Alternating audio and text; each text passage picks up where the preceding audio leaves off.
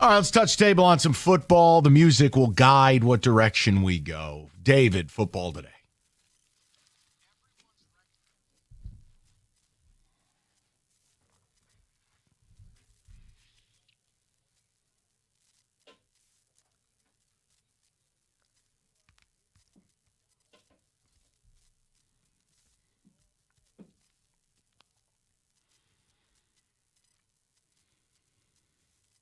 So what we're going to do today, Mike, is I loved it so much. You did the Edge Rusher edition for ESPN when they did their top 10, highest ranking for some, lowest ranking.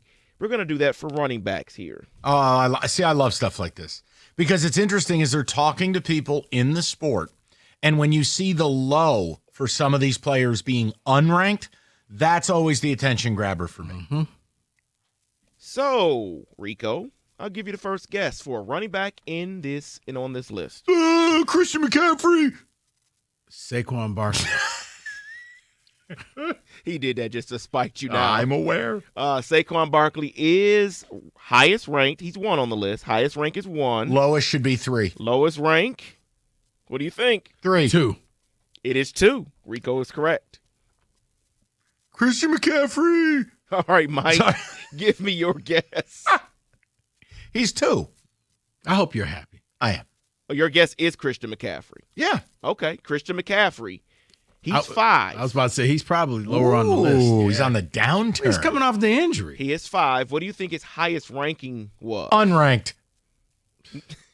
He can't be 5 if his highest ranking was unranked. That's, the math ain't mathing. Oh, my fault. Highest ranking. Highest is 2. Sorry, I didn't go to Yale. Highest is 2. Lowest is unranked. Highest ranking is 3. Lowest ranking is unranked. So, see, someone, Yeah. maybe I voted. You probably did. One night after you lost the race. Oh, you know what? If I'm not happy, this bastard won't be happy either. Violence. Go ahead. No, give another Next one. guess, Rico. You know what? I'm going to go Gibbs. Gibbs. He is number 3 on this list. Lowest ranked, number 4. Lowest ranked number 6. What do you think the highest ranking is? 1. 2. Highest ranking is 2. Lowest ranking, 9. That's ridiculous. There are not 8 running backs better than Gibbs. Then you factor in there's more tread on the tire. Come on. But I think the fact that the people who probably had him at 9, he splits the carry. So it's just like, if Saquon is 1, you're kind of sharing the backfield with Montgomery. Okay. Throw another name out there, guys. Bucky Irving. Bucky Irving is honorable mention. Damn it. I really like him. Go ahead. I'm out. I quit. Plus, Well, he's not on a team. Well, I was going to say James Cook. James Cook. You talk about he's not on a team. He is. He just wants a contract. He is number 8 on this list. Highest 5. Highest is 6. 4. Wow. Highest is 4. Lowest is 10. Unranked. He's 8. Rico. You are correct. This Unranked. list is junk. There's no world he's outside the top 10 if people actually watch football. James Cook is explosive. He's physical. Again, Right, but tread on the tire. But when you think Buffalo, you think your best runner is your quarterback, unless you've watched the Bills play. Well, I'm sorry. Should I be expecting people in the sport to watch? Okay, This isn't a poll of an ice cream stand. No, fair, very fair. This list sucks. Did nobody say Derrick Henry yet? Not yet. Go ahead. Yeah. Derrick Henry. Derrick Henry is number 2 on the list. Highest ranking is 1. It is 1. Yeah. Lowest ranking 5. 6. Close enough. I'm fine with it. Plus, he's a little older. I don't mind if you downgrade him once, but he's like LeBron. He's just built different. He's on a different body plan. He spends a ton of money on himself, which is smart. It's your business. David, have you seen Bijan run? I was just about to say that one. He is number 4. Highest ranking, what do you think is? Highest ranking 3. Highest ranking is 1. Ridiculous. He doesn't even get the red zone carries. Lowest ranking. 8. Lowest ranking, unranked. Wow, Rico, you're right. Unranked. Wait. Okay. I'll leave it alone. I understand if you want to knock him down a peg because Algier gets the red zone carries. Come on, watch Atlanta play. It's very difficult when you split carries that somebody's going to be like, well, if you were so good, you would do it all yourself. So that's probably the unranked people. So wait, who was 3? 3 is Gibbs. Yeah, okay, so he's under Bijan. Yeah, Bijan's under Gibbs. So you all so far got all of the top 5, and then you got number 8 and Cook. So you're missing 6, 7, 9, and 10. This is your turn now. Do the reveal. Oh, Jacobs? Yep. Josh Jacobs is number 6. Unranked. He is highest ranked 3, lowest ranked 10. So Josh Jacobs. Oh, yeah, we got to keep him in the top 10. I'm trying to think. Oh, Jonathan Taylor. Jonathan Taylor is number 7, highest ranked 2, lowest ranked unranked. Mike, I'll leave it to you. And then I'll finish it off here with number 9 is Joe Mixon, highest ranked 5, lowest ranked unranked. And number 10 is Alvin Kamara, who is highest ranked 7, lowest rank, of course, is unranked. Honorable mention, you had Bucky Irving, who you mentioned, Mike, Aaron Jones, Devin Achane, and Breece Hall, and James Conner. Yeah, Achane is he is just a home run hitter. He is all or nothing. Yeah, and that offense, I don't know what the hell you're getting. I think Bucky Irving's this time next year is going to be in the top 10. I think he kind of surprised a lot of people. I like him. But, yeah, I mean, the Bucs really don't get respect across the board. They don't. And they got some bad news yesterday. Did you see the Tristan Wirfs news? Yeah. Now, again, it's early to say, well, he'll be out. They're saying he's going to start on a PUP list. Which means the first 4 weeks at least. Yes, that's September. That's a huge deal. Not in Detroit, though, where your all-pro D tackle could be out half the season, but we don't talk about that. Well, on that note, have you seen Aiden play? No, my point is it's a big deal, and it's only a big deal when it's the other teams. You try to bring it up about the Lions, and people yell at you. They got depth. They can get it done. They won 15 games last year. Oh, God. That is in football today.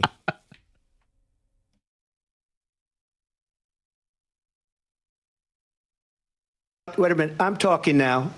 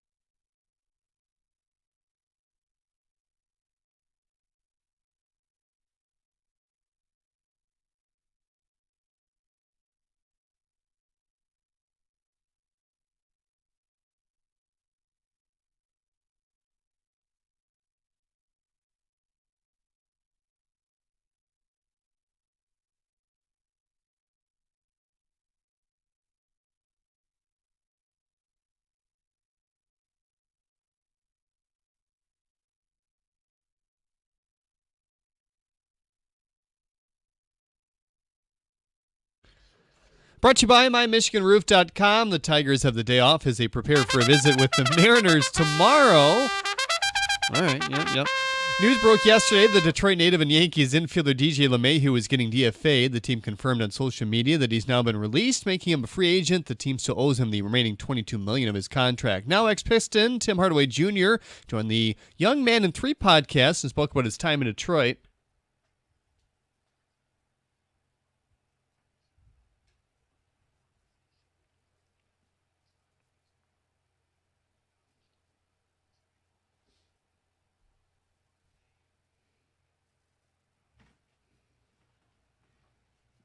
LSU has landed the top football recruit in the 2026 class. Defensive lineman Lamar Brown is committed to Brian Kelly's group, and 49ers wide receiver DeMarcus Robinson has pleaded no contest to a DUI charge. He now has 3 years probation. At the Corwell Health Sports Desk, I'm Jeremy Otto from Oregon at 97.1 The Ticket or Odyssey.com.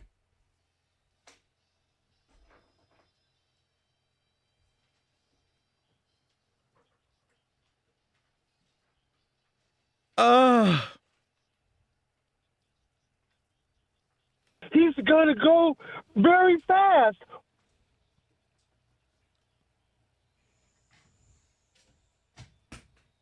Breasts. What's that? The Stony. Well, those are a feature of the track as well. I'm just saying. Well, Yes. maybe that's why David's headed there. I'll leave it alone. Are there grits? Stop it right now. Now, listen. We're going to make an alteration. People have called up about this. Okay. I'm actually going to, I'll throw this out there, and people can say yay or nay. This ESPN Schoenfeld piece on Skenes and just listing the 3 teams that even would have what it takes. I don't believe it's real. I don't believe the Tigers would dare do it. I don't think it's a part of what their plan is. That's not a shot. It's just I don't think it's what they want to do. Also, if the Pirates did this, they would need to have a police escort for the entire organization. There is already, I know no one here cares. It is already a powder keg in Pittsburgh. I mean, Nutting and that crew down there, the fans hate their ownership. It is a disaster. And Skenes, it's not going to be long before Skenes starts making noise. I mean, he's got an ERA sub 2, and he's like 1-10. So I'm just saying, okay, let's go with what ESPN said. Would you do this? Would this be worth 2 years, this year and next year, of Scooble Skenes? Now, I want you to think about something that Rico said. Not my point, his point. And it is the idea 2 of every 5 games, it's must-see TV. 2 of every 5 games, you've got a reason to go to the ballpark and see the top 2 big guns in the league. The other angle would be it almost assuredly guarantees you win the division again next year. And I think it absolutely puts you in a pole position to represent the American League both this year and next year in the World Series. And think of it like this. Another reason why I would make the trade is now, let's say you make it to the World Series and you're going up against the Dodgers. You got a deadly 1-2 combination. You can beat anyone in baseball. Yes. So if his arm blows out, Mike, but you got a World Series in either this year or next year. Yeah, who cares? I don't think you care. You just sit and wait for the 2 years until he comes back. Here's the trade. You would trade Max Clark. You would trade Kevin McGonigal. You would trade Jackson Jobe. You would trade Colt Keith. And you would trade Sawyer Gibson Long. That is an insane price. That's Juan Soto level plus. I said no to the deal. Rico said yes. You guys have called up about it. I'll throw the number out. It's yes or no. Don't call me with trade proposals. Don't call me with alterations. Yes or no. I understand the yeses, but I would say no. Because I still feel like every time Skenes go out, we're going to get the report, Tommy John. And I get it. You're worried about the future, but I'm looking at the right now, and I have to take advantage of how good this team is playing. You're one of the best teams in baseball. What can you now do? Because we have already established they're going to win your division. What can you do now to make sure you represent the American League? And if you go up against the Dodgers, you go up against the Mets, how can you beat them? That's how you beat them. You know, the other interesting part of it is Clark, McGonigal, and Job really aren't going to help you next year. No. Those guys are all going to be, to me, 2027 players. So it would line up with this. Now, again, I'm not arguing you. They have a bigger window than 2 years, but the Skubal window, here's what I would argue. The Lions window doesn't end this year, but their best window ends, meaning this 3-year run for the Lions, 2 years ago in San Francisco, last year, and whatever this year's going to be, this is the prime window. It'll be a different window next. I just don't think it'll be as good, but I think they'll have a chance. The Tigers, I think it's inarguable to suggest that a time without Skubal is a better window than with him. Right. So, to support Rico's point, I don't want people afraid to say yes. And I'm not yelling at anybody. And that's why if you bring in Skenes, Skubal leaves, you still have an ace. Now, are you sitting there hoping and praying that every time he goes out to pitch, he's not blowing out his arm? Yes, you are. That's baseball. It's almost like in football, Mike, and a catastrophic injury can happen on any play. Yeah. Think about a rotation, too. Skubal, Skenes, Olsen, Mize. I mean, it could be David's mom as the fifth starter. Think about that rotation. And, I mean, even in the playoffs, Mike, maybe A.J. shortens the rotation. There's no maybe about it. It's a just three-man deal. Right. So, therefore, 4 out of every 5 games is going to either be Skubal or Skenes. Let's get to the people. A lot of people want to talk about it. I'll do it because I've given you the A, I don't think it's real. B, I don't think this organization wants to do something like this. However, okay, they've put names to it. And it's a move that none of the other professional organizations in this town has done. I don't know major. that the other, again, you're right. This would represent, I don't know, would this be the Myles Garrett equivalent? Yes, it would be. You're going out and you're getting a difference maker. Not just something to help in the margins. You're going out there and you're resetting the margins. Yeah, that's a great way to put it. Let's go to the people. See what Jeff's got to say. 97.1. Jeff, what's going on, buddy? Jeff, how you doing, pal? Jeff.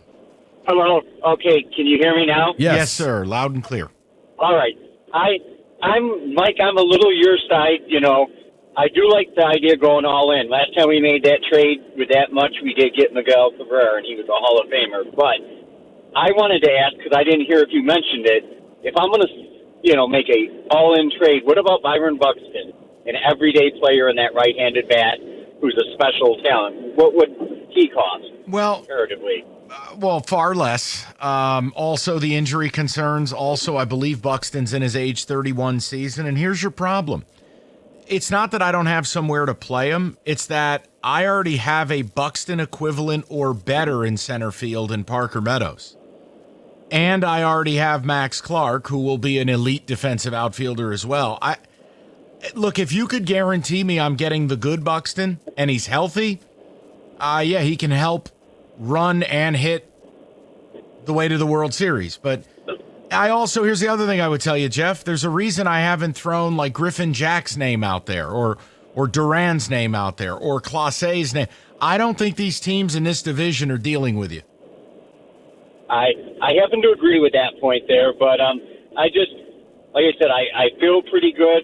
We have counted on the 4 right-handed bats to step up the way we had. If we say Baez, Dingler, Torkelson, and Torres, we were light of right-handed bat. I couldn't have dreamed that those 4 guys were going to step up and make that distance. So I'm still. And here's the key, Jeff. We would like to get another right bat. And you should be, because Jeff, here's the problem in all of this. And I've had this argument with some of the, McKinstry weirdos. In the grand scheme of things, it's just a good first half. There's no guarantee all 4 guys are going to do it in the second half, and the odds will say they're not going to, because sample sizes that are thousands of at-bats in some cases far outweigh 200 good ones. Now, we hope a couple of them keep it up, And as long as they do that, you're going to be just fine. But that's why we want to add a more proven commodity who, by the way, would it kill you to add someone who has playoff success? That would be a real benefit to a young baseball team. Mm-hmm. Now, we've got you know what? Actually, you have that now. Javi. Yeah, he's probably the only one. Right, but I mean, he hung around the clubhouse last year, but now he'll be out on the field. That's All-star. And all I need him to do is basically go back to 2016. Okay. Yeah, that's what I need. Okay. Oh, okay, good. I'll sit here and wait. Let's go to Mitch, 97.1. Mitch, what's going on, buddy? Hey, how's it going, guys? How's it going? Good, Mitch. What's up? So, I'm actually a Pirates fan. Oh, God. And, yeah, I know. Pray for me. I'm so sorry. I am so sorry. It's okay. I mean, nothing's the worst, but, I mean, that's a story for a different day. I don't want to bore anybody with that. But what I want to say is I want to sell you this 10 on why the Tigers should make this trade. The Pirates, there's the impending labor stoppage that's coming after next year. I think that realistically puts the Pirates at only having one more full year, because who knows how long the labor stoppage is going to go. Yeah. So if the Pirates really want to maximize this, they should. I don't think they will, but if they can, they're not going to be good next year. So if they can maximize and get whatever they can from the Tigers now, and then from a Tigers perspective, why wouldn't you? Because if there's going to be a labor stoppage next year, that's when Scooble's going to be gone anyway. So why not maximize it, trade the prospects now, get Scooble and Skenes, and go and try and win a World Series either this year or next year? Mitch, can I ask a question, though? And I don't know the backstory of how you end up a Pirate fan unless you're from Pittsburgh. I'm going to make that assumption, or your family is. No, I actually grew up I went to PNC Park as a kid, and I loved it, and I just fell in love with the park, and McCutchen was my favorite player growing up. So. But here's the thing I would say. I'm sure you have a better idea than the listeners. I've been following this because it's kind of like watching a NASCAR race for the crashes. This thing with Nutting and Pittsburgh media and fans, and they had a disaster outside the stadium with the Bucco bricks that people paid for, and then they got ripped up. Look, the relationship with the team is so bad. I almost think they can't make a trade like this. Mitch, is that fair to say? I think it is fair to say, but also, and I also kind of want to add on to that. So at the beginning of the year, they actually did a fan survey, and I actually read an article from one of the Pirates beat writers that it was so bad that they don't want to release the results of the fan survey because it was so much worse than they expected. Yeah. No, it's toxic. You would think that they would do that, but then again, there's Oakland on line 3 saying, wait, you can do worse. You can do worse. Yeah. No, but Mitch, listen, for a couple segments, all right, it's everywhere on ESPN, and they attach names. We'll have a little fun. And it won't go away. And that's just it. It's just like, Skenes again. But that if that trade were offered, yes, I would make the trade. Clark, McGonigal, Brisseno, Job, Keith, and Sawyer Gibson-Long. But knowing your 1-2 can beat anybody else in the league. You throw Bednar in for me? No. No and no. No and no. 2-4. You know the other thing, too? We're so conditioned to it in this town. And this isn't a Tigers thing. It's the whole town. No team in this town makes a move like that. No, but think about it. When the teams have actually been winning and won World Series and championships, they made moves. They did major moves. Now we do marginal moves. I don't think they need to do something like this to get where they want to go, but it's no, they don't need to do something like this. But this is one of those moves that you see one of the big boys making. You're like, wow, they just got better. I mean, if you acquired Skenes and Bednar, it'd be hard for me not to say you're going to the World Series. Yeah, and once you get there, you're going to have the top 2 pitchers in the series. You're going to in 4 of the first 5 games. Yes, you're going to have the best 2 pitchers. Summer's heating up. What are you waiting on? You're going to wait for it to be 130 and your AC blows out? Don't do that. That's a mistake. Call Mastercraft. Heating, cooling, plumbing, and electrical. You can upgrade your system now, save up to $1,000. New AC, save up to $1,000. New generator, you know what I'm going to say, up to $1,000 off. Call for details and schedule the free in-home estimate. It's Mastercraft. Honest work, great same-day service when you call before noon. It's mastercraftheating.com.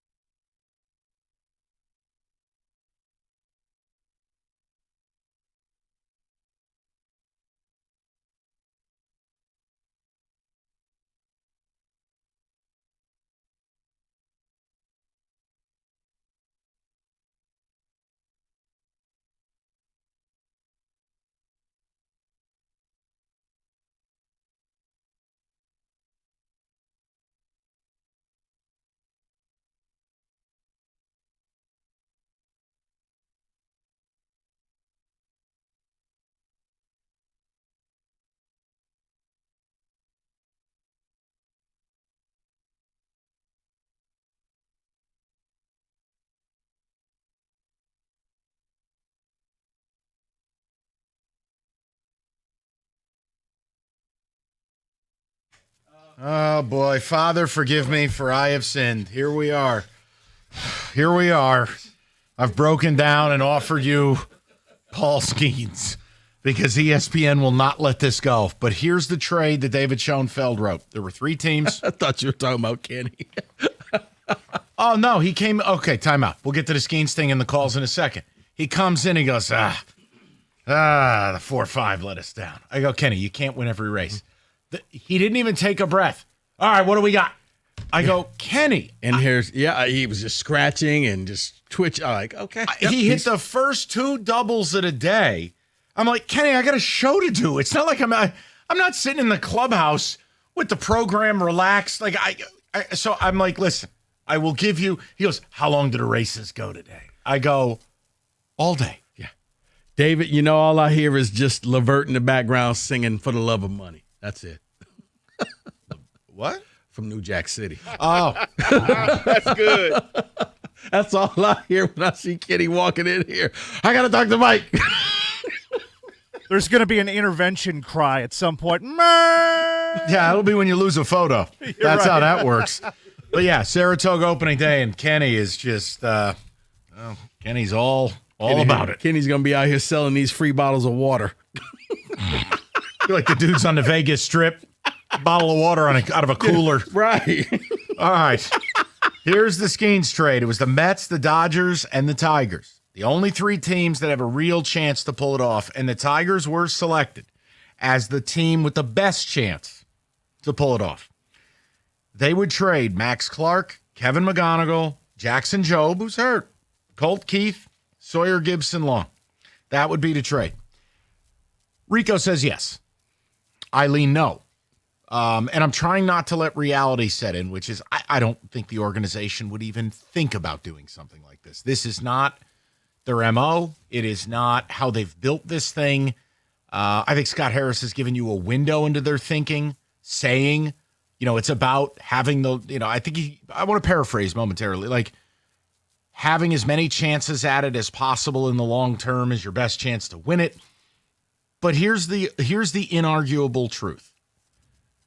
Whatever window the Tigers have down the line in a post-Skubal world will never be a better chance than the window they have with Skubal. Correct. If you add Skenes and Skubal together, you're creating something that it's unholy.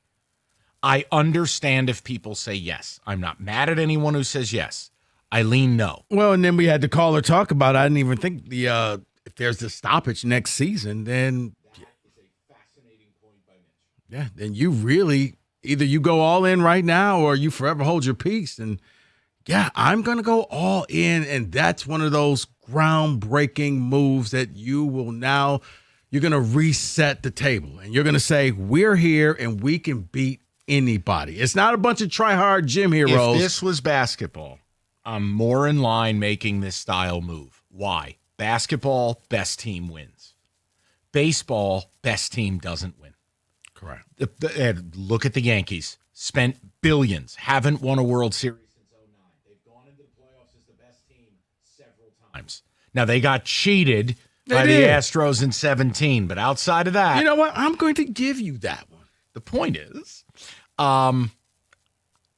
do I believe it gives you the best chance of making the World Series? Yes. It's fascinating. I don't think it's real. And but it's why we're talking about it. Right. And just Keith is the only one that can really help you next year. And he's finally started to kill the baseball. But the other ones are either in the minor leagues or going to be injured next season. So if Skenes had already had Tommy John, I think I'd feel much better. That's sick. But that's the way of the world now. And it's not like you can schedule it and have him come back and No. Although you are hearing parents do that in high school. Oh, no. Yes. Mike, all the time. You'll do it after your sophomore year or your junior year so that you can be back for your senior year. Insanity. To the people. We go to Mike, 97.1. Mikey, what's going on, pal? Not much, guys. How are you? I'm good. What do you make of this? Good. I'm Team Rico. Okay. I'm doing this trade. You did make the alteration of we can't alter the trade, but you've got a starting 4 that would rival the 2013 team. And you've got the best right-hander, the best left-hander, one of the best right-handers, if not the best right-hander in the game right now. And you're going to go up against either, most likely, the Dodgers, who have 2 of the top 5 hitters in the league, or the Mets, same situation. You need to rival that with pitching. Your offense is good enough right now to compete with those 2 teams. The way to neutralize that is with the best pitcher. And you've got a lefty that can hopefully neutralize Shohei. And a righty that can then hopefully neutralize bats. And ask the Dodgers if they cared about the 2020 trade that sent Verdugo to Boston when they were hoisting the World Series last year. It's true. I mean, look, are you getting the best player in the deal? Yes.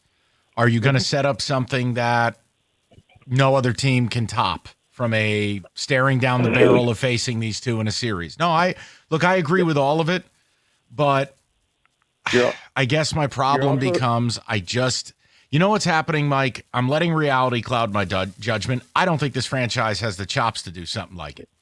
This is something that, You got to risk it for the biscuit when you make a move like this. I think they have taken so long to build themselves. I think the last thing they want to do is this type of thing. Yeah, it's got to be a move that you got to be okay if it blows up in your face. You then say, okay, we'll make another move next year. And you're not going to let that move hinder you for the next 15 years to be afraid to pull the trigger. No, but the other thing, too, is you're also shifting everybody in your rotation back. So then you can choose between Mize, Flaherty, Olsen, and you're giving a guy that's a matchup wizard options with matchups based on how a series goes. And all of these guys have proven to be able to get into the fifth and sixth inning. So now you're shortening your bullpen. You're taking pressure off the back end of the bullpen, and you can use Vest as that true high leverage guy. Could we use another bullpen arm? Sure. But again, offensively, we can keep pace with those two teams in the NL. And now pitching wise, you've got studs at the front end of your rotation and good pitchers in the middle and back end of your rotation. I think what supports you and Rico on this is that none of the guys that are in here, aside from Keith, are going to help you now or next year. Mm-hmm. I can't argue it. I'm not going to try to. That's what you have supporting you. Job's not helping you next year. No. Clark and McGonigal, I mean, if you're in a pennant chase, the idea that you're going to bring up a rookie on the September expanded roster and then keep him on the playoff roster, and that rookie will hit the ground running from day one, those odds are infinitesimal. Not impossible, right, but infinitesimal. So you guys are going to win that argument. I'm just saying I think they can get where they got to go without making this. And see, I look at it also, once again, it's the future because I don't think Scooble's going to be here. And now you set yourself up. You still have the top ace in baseball, and you can kind of keep this thing going. He's not arbitration eligible till 27, which means you'd have control of him to 29. So another point for Team Rico. These points are adding up. Does anyone want to support me on saying no to this, or is Rico just going to sweep the board? No, it's like election night, and you're at the magic map. Boom, boom, boom, boom, boom, boom, boom, boom. Now, it's your face in every state. Now, it's this county right here. If I get this county, bang, it's going to happen. I'm out campaigning. The magic wall. 248 right now. 539-9797. We'll get more of the phone calls. David, I'm sure the ticket text is absolutely ridiculous, so we'll catch up on those as well. 97.1. Hey, guys, Planet Fitness offers home of the judgment-free zones. So get ready to start your fitness journey right now with Planet Fitness. You can feel your strongest, best self with the best in-class equipment, from full workout to strength training to cardio to stretching. Brand new equipment in there, free weights, cable tower, Smith machines, treadmills, Stairmasters. You know what I'm saying? Everything to get you started on your journey. And right now through July 20th, all you need is $1 down to get a Planet Fitness Black Card for just $1.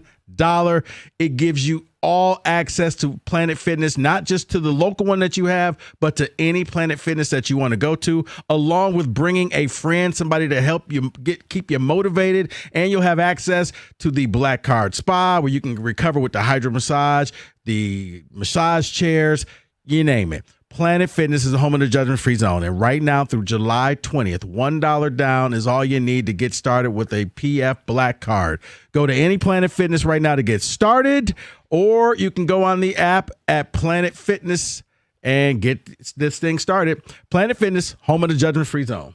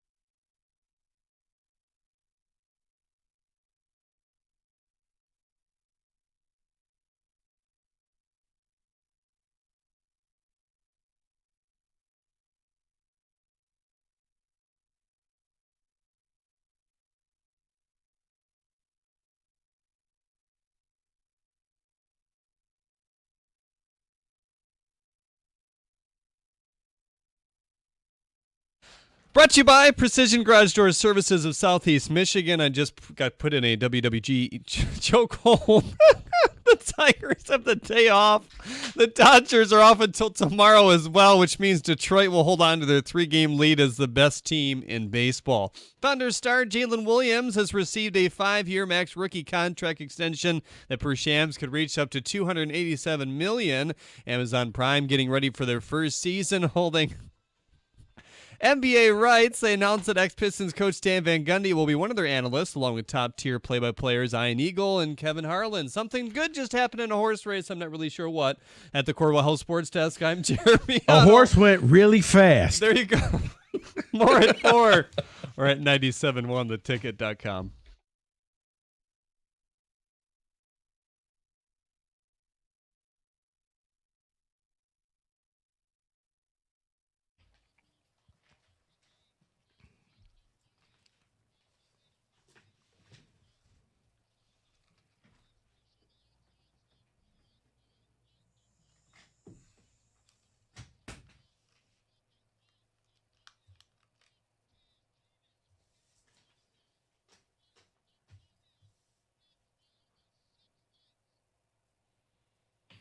All right, I want to level on two things. A, the topic we're doing right now, and B, I want to acknowledge to Rico, he's right. I've created a real problem.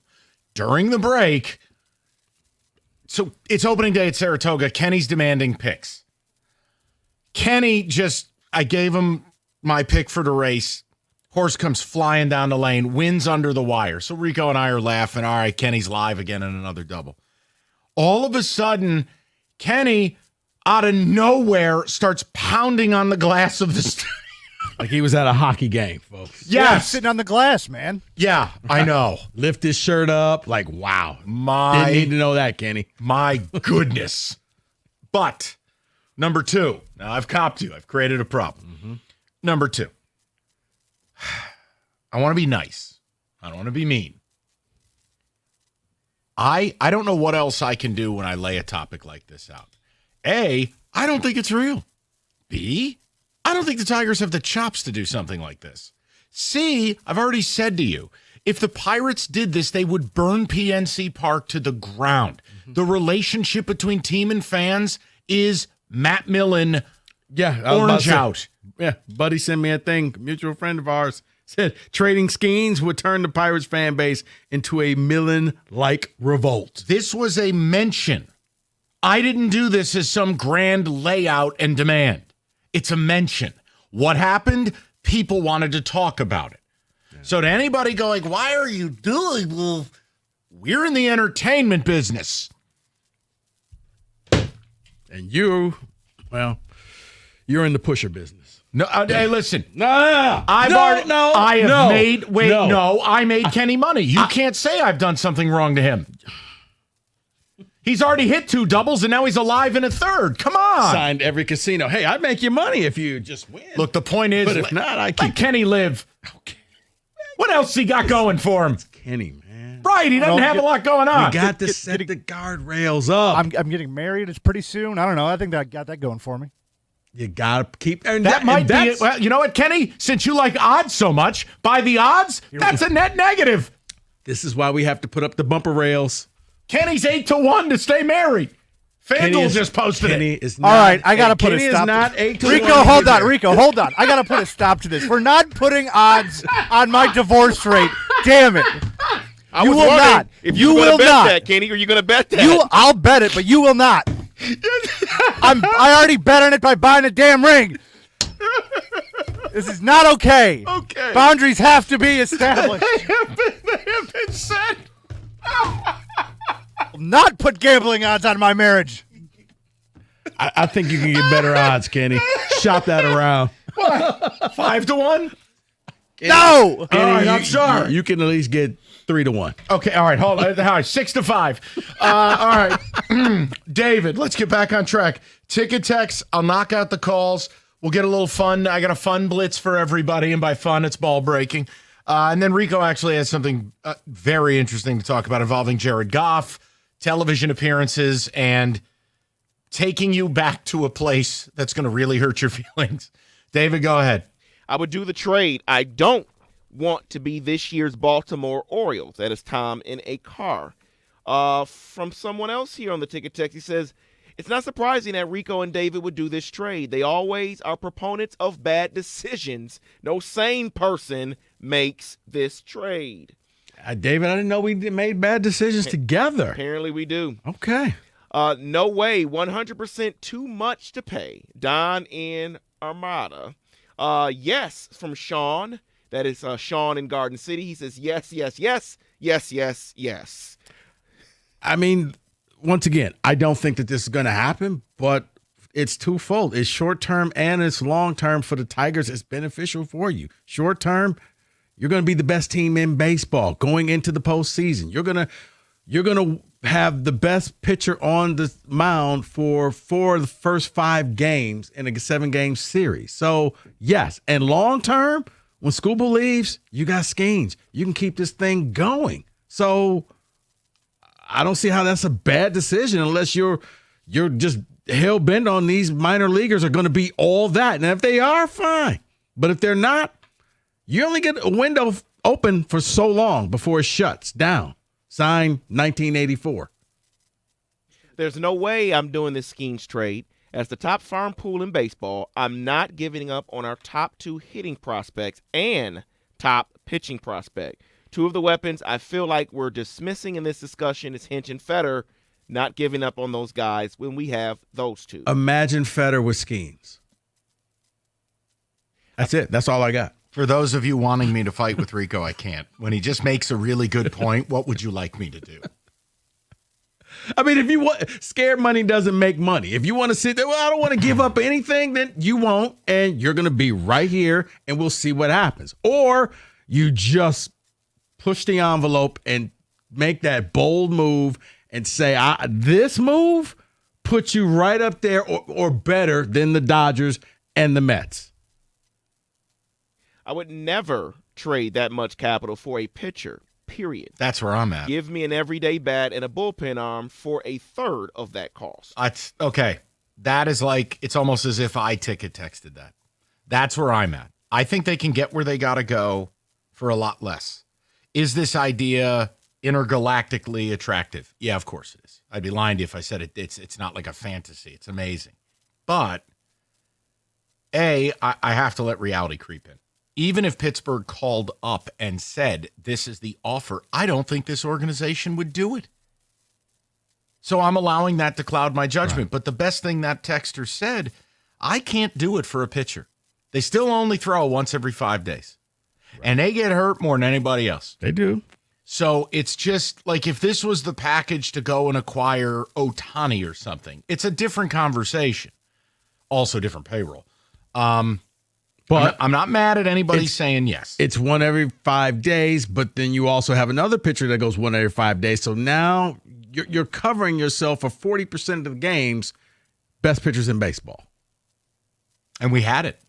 It's really just Verlander and Scherzer redux. Yeah. There were a couple of years, that's what we had. And we didn't win a World Series. So, again, that's my issue with this. What keeps me from doing something like this or even when you went out and got David Price, like you had something there. You had there. 4 Cy Young Award winners, and you didn't win the World Series. But you didn't have this manager and this pitching coach. The problem is, unlike other sports, best team doesn't win in baseball. And I keep coming back to it. This type of move is reserved for the NBA. Okay, but would you rather go in with too much or hope that you can win with not enough?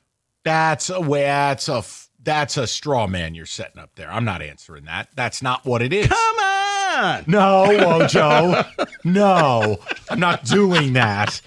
Let's go to Joe, 97.1. Joe, what's going on, bud? All right. The Pirates fan convinced me I would do the deal. And the reason I would do the deal is because he's right. There is a 90% chance that the 2027 season does not start on time. And by the way, we absolutely do need a salary cap. I know that's a different discussion for a different day. Yeah. But I want the best chance to win it now. And I know Clark and McGonigal are going to be good. But like you said, Mike, they can't help us next year. Joe can't help us next year. And ironically, Skenes isn't even the most coveted Pittsburgh player I want in Detroit. The truth is, if I could deal with any Pittsburgh team, it would be T.J. Watt and pair him with Hutchinson. No, we're not making that trade for you. Sorry. David, let the man roll. Go ahead, Joe. So I would do it. I think if we got Skenes, we would win the World Series. But I have a question, and I don't know if you want to make this a topic. I just think it's kind of interesting. Would you rather have Skubal, Skenes, or Hutchinson, Watt? Oh, my dear God. Hutchinson, Watt. Why? Just because I think the best team in football wins more than the best team in baseball. And I think that level of pass rush, if you go historically throughout time, when you have seen duos like that, like I always highlight DeMarcus Ware and Von Miller in Denver in their prime. When you have that, it's a lot like what Philly brought to the table. That is a weapon. Tampa Bay had it in the COVID year with Shaq Barrett and JPP. I'm going to lean football, Joe. Yeah, I would do the same. Yeah, if you added Watt with Hutch, yes. Now you're controlling the other team's offensive line. Yeah. It's why I think they're Houston constantly in third and long. Yeah, that's why I think Houston's in a better spot to win a Super Bowl long term than the Lions. They've got Danielle Hunter and Will Anderson. And that was the number one duo in football. It's unblockable. Now, their injuries killed them last year. Correct. But what kept them in that game in Kansas City? That pass rush. Yeah. What took them out of it? The officials. Yes. Yeah, I forgot all about that. Yeah. Personal foul. How? I'm 17 yards from the guy. Roughing the passer. Except for he hit, it was friendly fire. He hit got his hit own by player. a bag of almonds from an usher. He hit his own Personal player, foul. but it was close enough to Mahomes. 248-539-9797. We'll get the phone calls in the mix. Blitz at 4 o'clock. Kenny trying to roll a third double today at Saratoga. I've created a real problem. All right, sunshine. It's got everybody out and about. Road trips up north. Moran Buick GMC right now. Lisa 25 Sierra Crew Cab, $229 a month. Sierra's perfect for all the towing you need to do. Boat, camper, jet skis, or in the case of Rico, an oil drum smoker. Whatever it is, they got you covered. The 25 in Vistas, $319 a month. Both 24-month leases. $999 down. Inventory rolling in. It's MoranExpress.com. You'll find exactly what you need, even Yukon Denali's. Certified service, MoranExpress.com. They have got you covered. It's Moran Buick GMC, where you always get the best price, period. On Telegraph, just north of Eureka and Taylor, or online at MoranExpress.com. It's Moran Buick GMC. We are professional grade.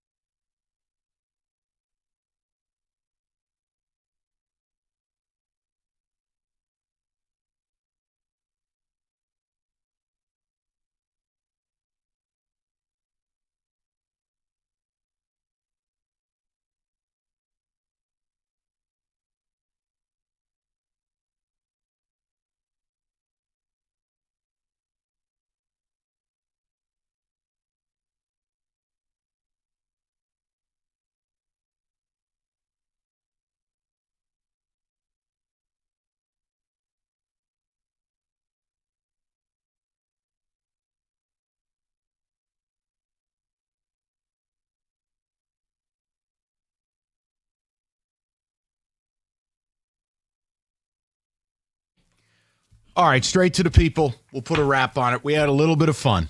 No, I don't believe the trade is real. No, I don't believe either of these teams could pull it off.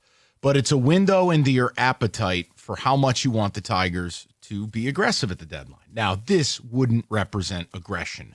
This would represent the Tigers being Iron Man with like a chest laser. This is a different type of thing. Paul Skenes, ESPN, Dave Schoenfeld. Don't get mad at me. I didn't do this. But you trade Max Clark, McGonigal, Job, and Colt Keith, and you get Paul Skenes. I said no to it. I think it's too much for one pitcher, and I've just seen too much go wrong with too many mercurial pitchers, and I understand, look, Rico's side of it is the more popular side. Say yes, have Scooble and Skenes, have must-see TV, and yes, you will give yourself a wicked 2-year window. Yeah, the best team in baseball just got monumentally better. The problem, and I know this is where you're going to yell at me, but I'll deal with the slings and arrows. Yelling. It doesn't help the bullpen need. No, it doesn't. I still think is a major need, and it doesn't help the right-handed bat. I think the bullpen and the right-handed bat are far bigger needs than a starter. I am more confident than you are in this rotation. No, but the thing is, where, yes, I would say, Mike, 90% of the time you are correct. Skenes, to me, jumps to the head of the line. And you know what? I'm not worried about the bullpen as much because I know now I got a 1-2. I have less bullpen days. It'll be less wear and tear on those arms in the bullpen. So I can deal with that. Right-handed bat, yeah. No. You would love to add a You're right-handed bat. turning into a gremlin, aren't you? You're going to tell me they don't need one. No, I said I would love to add a right-handed bat. Do that. But if I get Skenes, I'm not as worried about the bullpen anymore. Just not. You know what's interesting is ESPN's view of the trade. And we don't need a right-handed bat. I hate you. ESPN's view of the trade, Schoenfeld's view is you're not decimating your farm system. I think it's an interesting remark because so many people have so much invested in Clark and McGonigal, but they do have a depth of prospects. And whether it's Lorenzo, Briseno, Rainier, even though he's hurt right now, and more. I mean, hell, even this Chris Rodriguez kid they just signed. It is interesting. I still lean no, but man, Rico's making a compelling case. Let's go to Tucker, 97.1. Tucker, what's going on, buddy? How you doing? Hey, guys. Good afternoon. Afternoon, sir. So when I called Kenny, I originally said I'm against it, but I thought a little bit more. I have a caveat to the trade. Okay. I would do it if I could exchange Keith for Carpenter.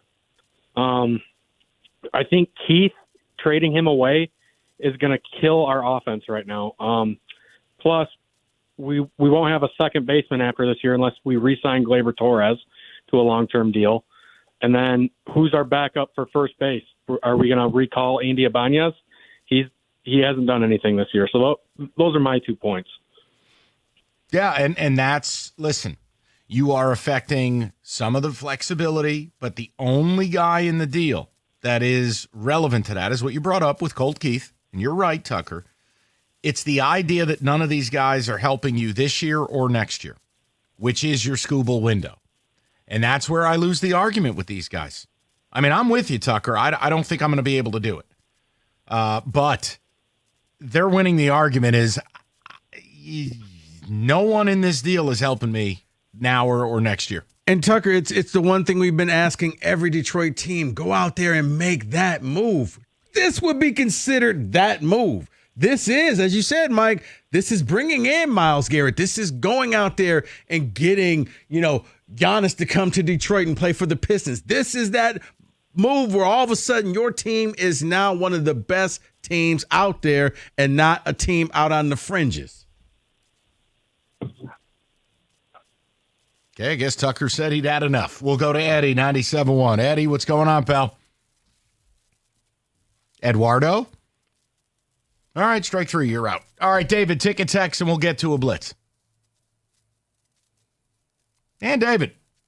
Yeah, I'm here. I'm sorry. Are you Take a okay? text. Hold on, time out. Does Kenny have you betting horses? Is that what's going on back there? Nope. He's out of control, David. He came in demanding a pick for next race. David, Stop it. David. That's why I came back there. He kicked me out the studio.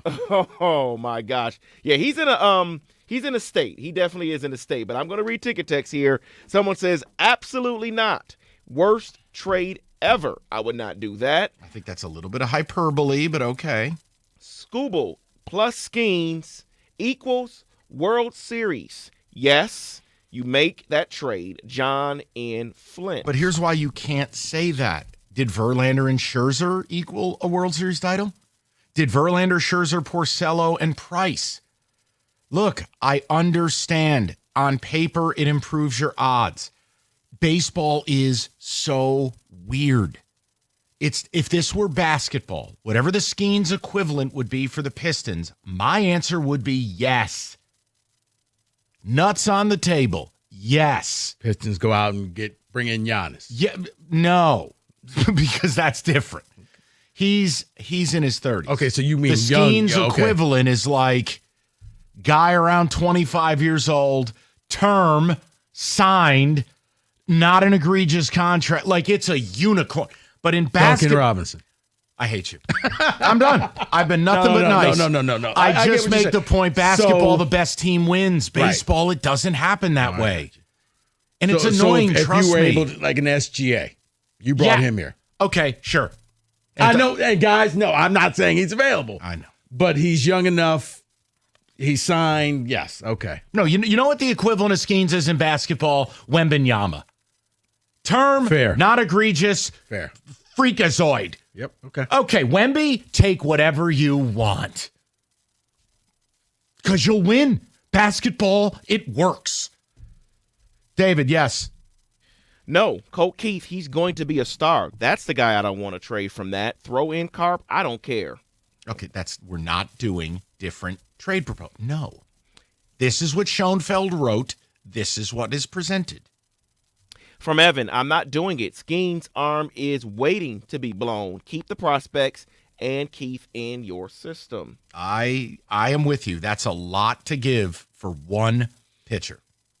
No matter how good you are, that is, man. It is, but that's that guy. And to your point, someone did text in, Mike, Tigers had Verlander, Scherzer, Price, and Porcello, and we still didn't win a World Series. I wouldn't trade for Skenes. Yep. And look, just because it didn't work then doesn't mean it won't work now. But see, and that's just it, because I hate that Detroit mentality. Well, we tried it once. What about John Smoltz? And it didn't work, and it blew up in our face. And okay, well, you know what good teams do? They get up and they try it again the next season. God, I hate that, man. I'm sorry. Don't be sorry. I hate that mentality. Well, it happened once and it didn't work. So why should we ever do it again? Mark, is that you? Coach D, is that you? I recruited fancy players and it didn't work, so they got arrested and things and stuff. I'm never doing it again. Hiring my golfing buddies. All right, 248-539-9797. I'm sorry. That was my daily MSU slander. You know what? I'm making a bet. What was the bet you gave, Kenny? I'll tell you off air. 97-1.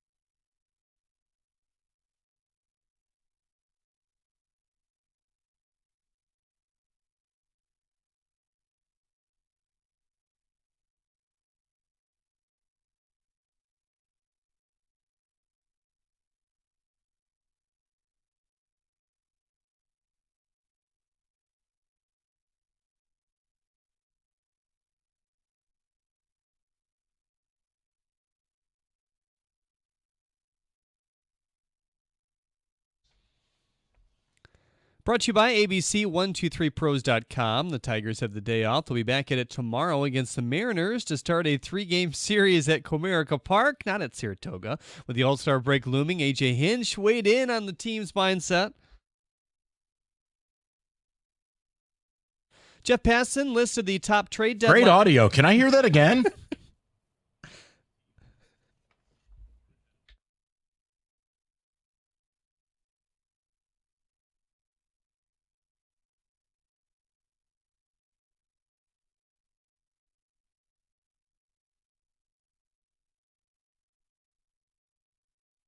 Jeff Passan listed the top trade deadline moves for all the contenders. He identifies their top weaknesses as a swing and miss reliever, and their best match being David Bednar of the Pirates, quote Cade Smith of the Guardians, and Griffin Jacks of the Twins are the right answers, but the likelihood of Detroit pulling off an in-division deal to get a swing and miss reliever is minimal, which leaves Bednar, who has rebounded from an atrocious 24 to recapture his form of 21 to 23, where he's among the 5 best relievers in baseball. With a high 90s fastball, a hard-breaking curveball, and a mean splitter, Bednar's arsenal we give the Tigers a 9th-inning option beyond Will Vest or Tommy Kahnle, end quote. Ace slugger Brent Rooker has been named in a home run derby participant as well today. He has 19 bombs so far this year. At the Corwell House Sports Desk, I'm Jeremy Otto from Oregon at 97.1 The Ticket or Odyssey.com. Okay. Now, David, do you have appropriate music for this? That is the question. I want to have a little fun. Saratoga opening day. We always like to bust chops with different things. I have Saratoga Fast Facts. Okay. So, we did the... Oh, yes. This is the perfect He's gonna type go very fast. Oh, my God. All right. Now, listen. Okay. Some of these will be fill in the blank. Some of these are things I've said before. I need you, David, and Kenny to play along. Now, Kenny, are you ready, or are you too engrossed in gambling? I think I can manage to pay attention for a segment. Okay. He's too engrossed. Okay, here we go. So let's just start with something very, very simple.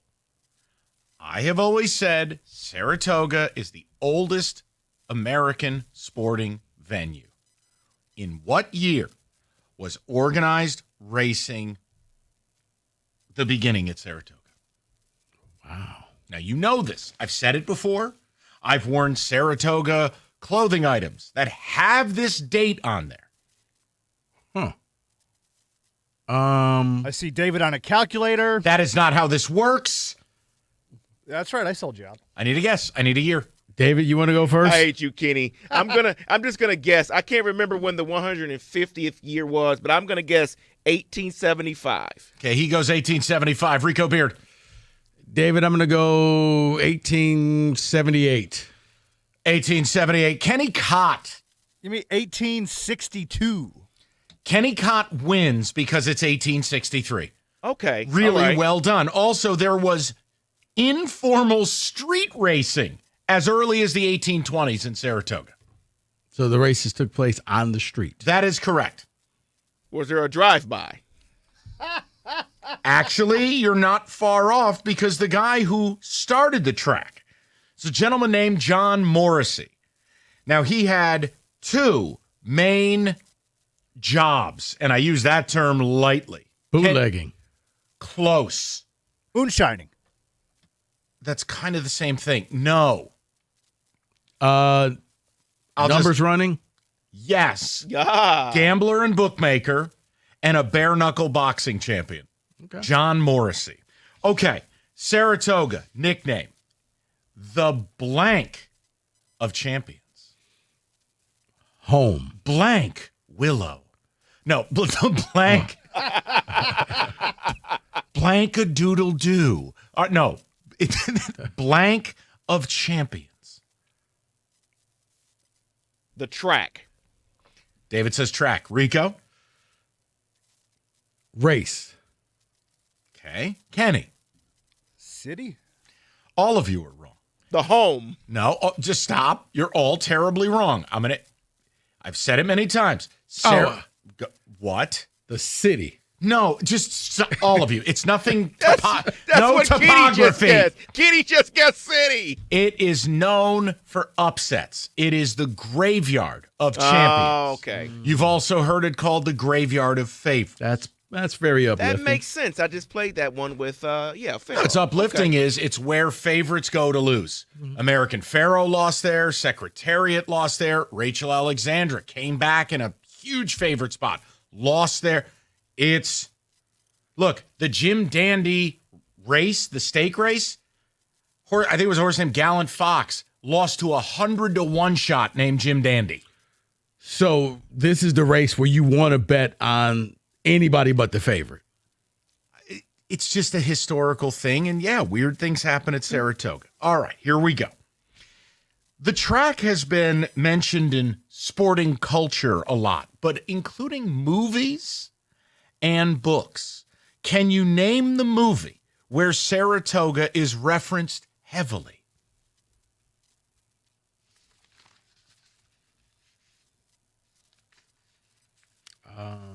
Think. It's more obvious than you think. Secretariat? He says Secretariat. David. I don't think it's Secretariat.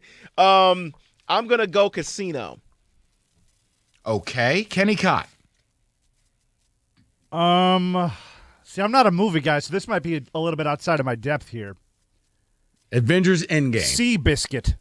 And Kenny's right. Hey! Oh, that's what I meant. Seabiscuit. What do you know? I said Secretariat. I meant Seabiscuit. Here, hey, David, now play the drop. Now play it. No. The other one. You know which one.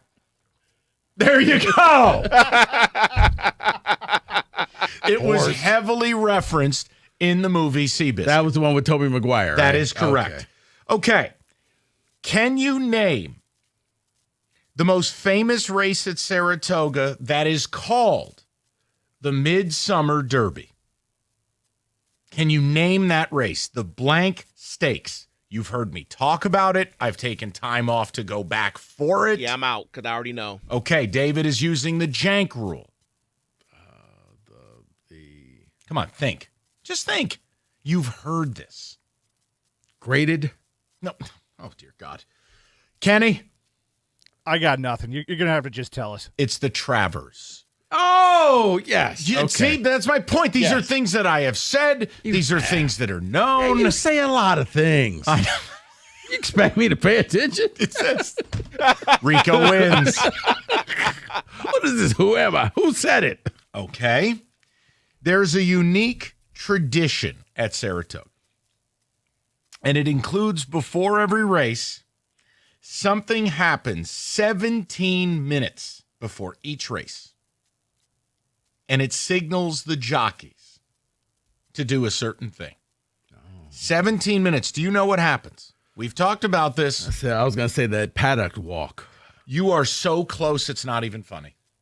What happens to signal the walk to the paddock? Is it that trumpet guy? You're close, but A no. ringing of a bell. And it's a bugle. Yes! Rico Beard. It is the bell being rung 17 minutes before each race for the jockeys to walk to the paddock. I kind of listen. Now, there's a unique feature at Saratoga that the fans get to experience. I personally wouldn't, which is a hint. There is something available to the public there. It is in the picnic area. Is this the running of the porta potties? No, we're too classy for that at Saratoga. It is, can you tell me what Big Red is? Very famous. It's shown on TV all the time, including when Saratoga's on Big Fox every Saturday through Labor Day. They show this. And on Big Fox, not FS1 or 2. And this is something Fox. you don't do. Correct. Talk with people. Close.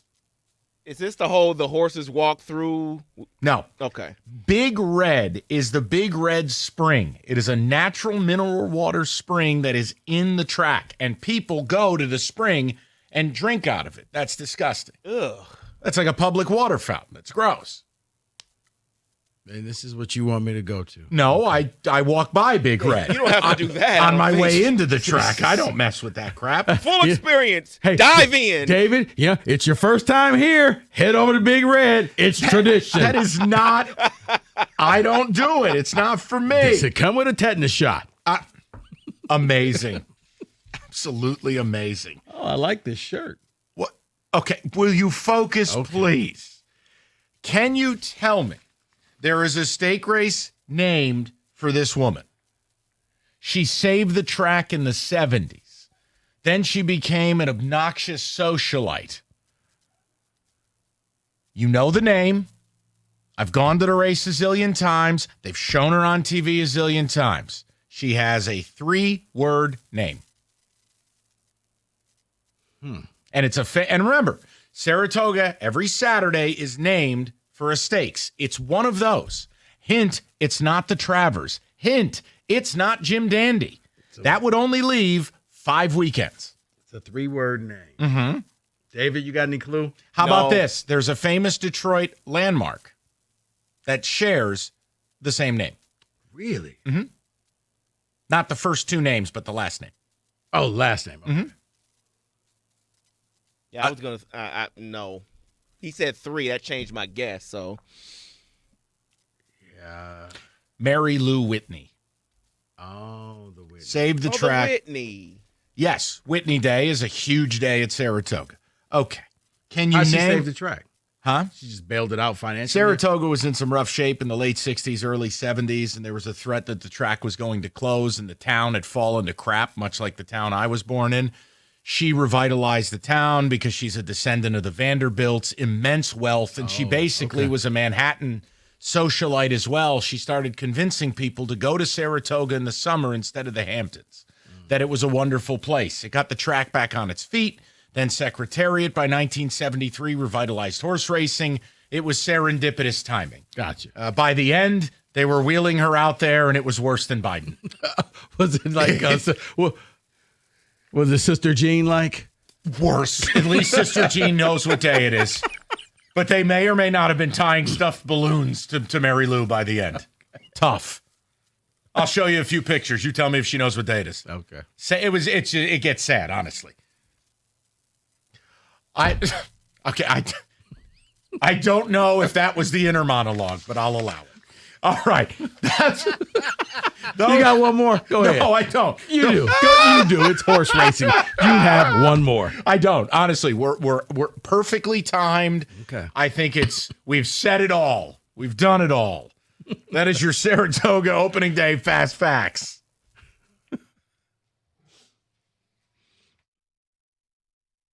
Hey guys, let me tell you about Specs at LTU. You want a career in radio, you hear us having fun and say, you know what, I can do that. You probably can. Let Specs at LTU get you started on your career path. Or you want to go into television or you're a graphic design artist, Specs at LTU can help you out. Specs at LTU is dedicated to inspiring and educating and equipping future leaders in media arts with skills needed to succeed in a rapidly evolving industry. What does that mean, Rico? It means you're going to be learning in the lab by people who actually work in the industry. So if you're looking to go into radio, TV, or graphic design, you want to sign up at Specs at LTU right now in the broadcast media arts, digital media arts, or graphics communications graphics media arts program. It's 31 credit hours each, and students can start in the fall, spring, or summer sessions.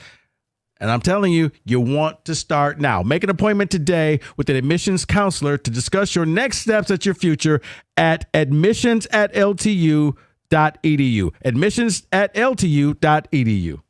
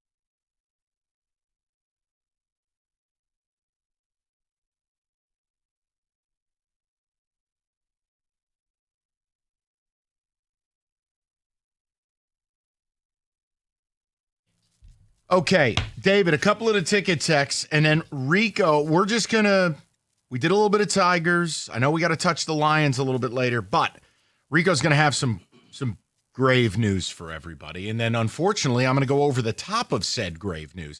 2 really stupid things in the world of college sports, and we'll bring it to you. Okay. But ticket text first. Yes, David. Yeah, ticket text here, more on the Skenes. Somebody says, if I'm the Tigers, there's no way I would do this trade because I'm not a moron. That is from Marlon in Wall Lake. I don't think people who say they want to do it are morons. I think it's okay to disagree, but then I forgot it's 2025. It is. It's sports. Nothing. It's baseball is the one thing. Everything is a gamble, and then your best hitter is going to go out there and make 7 outs out of every 10 times at bat. So, yeah, nothing's guaranteed. So I'm willing to risk it because the team is really good. Doesn't make me a moron. Someone says, I love that last segment you did. A lot of facts that I did not know about regarding Saratoga. Well, especially the Whitney lady. That was minus the unfortunate drops. But it'll get summer. You want to have a little bit of fun. And it is opening day. And I mean, I just can't control Kenny. Kenny during the break. What happened with this and that? I go, Kenny, you work on the very radio show that I'm doing right now. I'm on the air during said race. Do you think I got to see said race? Like, Kenny has lost it. I'm going to need another double, Do Mike. you think you could take Kenny to the track? Yeah. Yeah, because it's actually made for Kenny. Kenny's a picnic area guy. Oh, he'd be slick back hair Kenny. No, he could rock his hat. He could rock one of his stupid Hawaiian shirts. When Kenny's feeling good, he's slick back hair. Kenny in the picnic area, bring the cooler, load the Italian subs. Obviously, a bunch of tall boys for him, ice cold beers. By the end of the day, he'd have a blast. This is the whole thing. People's idea of horse racing out here is perverse. It's not what it is at a place like Saratoga or Keeneland. It's I could bring anybody. Keeneland's Kentucky, right? Yeah, Lexington. I could bring you, and even your smart ass would have fun. You would. Really? You'd let your guard down, and you'd have a good time. Because you wouldn't be concerned with breaking my balls and you'd actually have fun. No, you know why? Because I can sit and talk to the person next to him and actually ask real questions and not have them make fun of me. I don't know, man. Some of these questions, I don't know if they're real or not. No, they are real. It's just like, well, what does this guy do? What is that? Oh, see, there you go. I don't know. When you asked me if horses wear Air Jordans, that's where I draw the line. No, Evan said that they wear chains, and I was like, really? Mike, do they really wear chains? Because I'm thinking, okay, if it's muddy enough, maybe you have to protect their hoofs. David, please read something. I'm going to read this to make you happy, Mike. Guy says, Mike, I've booked a trip on Mother's Day for my wife to go to the Travers. She loves horse racing. We went to the Derby for 150. I'm not a big fan, but I'm going to look very well educated thanks to this lesson on Saratoga. Saratoga's from Dan in Troy. Saratoga's a way better experience. The Derby is just chaos. It's massively overpriced. It's too many people. You're dealing with 150,000 people. Churchill is the size of like 10 big houses. It's insane, the real estate the track takes up. It's just, no. Travers, much better experience. Now, are all the races in one spot, or like, do you have to go like half mile over here for some race and this race over there? What planet are you from? Honestly. Mike, you said it's a big. No, okay. The track. No, the one you were talking about, Churchill. Yeah. No, it's the size of the venue with the amount of seating and how and all the ridiculous areas. It's like Vegas. It takes you 8 years to get to your seat. No, the track's the track. Okay. But the way they've laid Churchill out, I steer people away from it. It's not worth it. You have a much better time at a Keeneland. You'd have a better time at Gulfstream Park. And you still have yet to go out to the one in San Diego. Right? I haven't. I'm going to try to get to the Breeders' Cup this year. I got to make it happen. I just haven't done it. I know, dude, trust me. Look, I'm already going through a phase where, like, when you hit 40, you look at things different. Like, there are things I told myself, I'll do it next year, I'll do it next year, I'll do it next year. You never did it. Next year was 20 years ago. Yeah. And you start to look at especially like I've told you, I think I've said it on the air, like you start to look at your parents differently. Mm-hmm.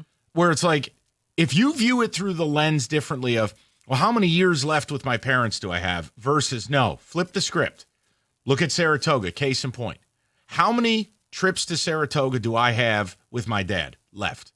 Is it 3? Is it 5? Is it 1? No. So you look at things differently, and it's like, no, I know the Breeders' Cup at Del Mar bucket list. I got to do it because I know when it's at Belmont Park in 27, I'll go. Going to New York, it's an hour. I don't care, and I love New York. Oh, wait, they move it around? Yeah. Oh, I thought it was just always in San Diego. No, it's a lot like the World Cup or the Olympics. Whoever whores themselves out the most gets the Breeders' Cup. Oh, I didn't know it was a bidding thing. Yeah, so they needed to spend, but Belmont spent $700 million to essentially look like LaGuardia Airport, which I don't know what the hell they were doing. How about this for how stupid these people are? They made the Islanders build their arena so it looked like Belmont Park. Belmont Park had the ivy, the huge window arches, beautiful track, right? Mm-hmm. Only for them to knock that grandstand down and build a spaceship Belmont Park that looks like LaGuardia. So now the Islanders arena looks retro, and the new Belmont Park looks like you're boarding a flight to Copenhagen. Absolute jackasses. I get it. But no, yeah, as you get older, yeah, you start seeing your parents as those old people.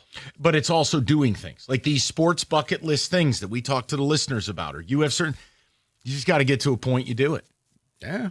I mean, I'm with you. Like I said, I want to kind of see like all the different Big Ten venues and kind of go there. And yeah, you better do it before they go to 36 teams. You'll be out of time. I'm going to have to double up. You'll have to fly to the moon. I'm just going to do the show out on the West Coast. Yeah. They got USC, and then they got Oregon the next week. Yeah, USC on a Friday night against Rutgers, and you drive out to Westwood to go see UCLA on Saturday. Right. In front of an audience of dozens. How many Big Ten venues do you have to hit? Forget the new teams, even though I know you hit UW. Did you do Outson?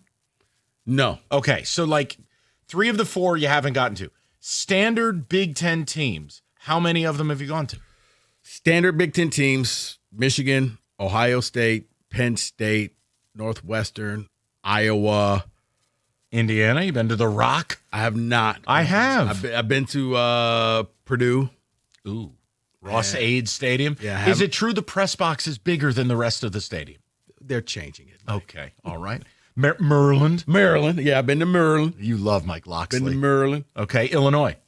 I've not been to Illinois. No, I've not been to Wisconsin or Minnesota. You're missing. I'm going to tell you, you're missing Wisconsin. To me, best one I've been to. Really? Now I am looking forward to Northwestern, the new venue that they built. You're right. Sad when they have a better stadium than we do. Okay, David, Ticket Text, we'll move along. I'll leave the slander, and then Rico's going to break some news. Our guy Paul in Fraser says, Mike, I'm inspired now. I'm really thinking I'm putting Saratoga on my wish list. You won't be sorry. There's all I can tell you. You can bring the family. You can go with the boys. You won't be sorry. I promise. It's the best place on earth. Someone is asking you, though, the name in San Diego. Is it Del Mar? Yeah. Okay. Yep. It's absolutely gorgeous. It's butted up right against the ocean. It's a bucket list place. It's from a bygone era. Very Hollywood track back in the day, the Bing Crosbys, the Frank Sinatras. But it's a beautiful track. And I got to get out there because we won't get in the weeds, but certain people are destroying California racing, and it's not going to be around much longer. See, I didn't know that it got bidded out. I just thought it was always there. Well, and it used to, look, New York used to be in the rotation with Belmont. Like the Breeders' Cup was at Belmont just like a week or 2 weeks after 9/11. And an American horse won the Classic when it was supposed to be an look, everybody was there globally. So, like, Tiz Now wins it. And it's a famous Tom Durkin call. Tiz Now wins it for America. And like, it was like 2 weeks after 9/11. But yeah, it kinda rotates. Like the Yankees and Mets World Series. Very similar to that. Yeah, big time. Because it's America versus the world. Everybody wants to beat us at our sport. Okay. And I mean everybody. Horse racing is an American sport, not a global thing? No, it's global, but we're the best at it when it comes to dirt. Gotcha. Now, turf, that's European. But we're the best at it when it comes to dirt. Gotcha. Okay. Well, let me read. Let me read this one because this one's, it's timely. Mike, the lack of knowledge about the glorious and ancient sport of horse racing makes me sad. Thank you so much for enlightening the unaware. The best place to see racing, as you know, is Keeneland, Saratoga, and Evergreen out near Seattle. I've never been out there, But the first two, yeah, you can get to Keeneland in, I don't know, if you don't drive like a grandmother, 4.5 hours. I mean, you got to go pedal down to do it, but you can get down there in 4.5, 5. And it's beautiful. Like, here's my thing. Like, whether you are a fan of college football, pro football, baseball, whatever, man, horse racing's just something. If we don't bring people into the sport, it's going to die. It just is. Go the way of boxing. Yeah, and it makes me sad. And it's a great game. There's a lot of great people involved. Yes, there are douches. Yes, there are idiots in the Netflix special. That's in every sport. But like Saratoga, you can bring your family.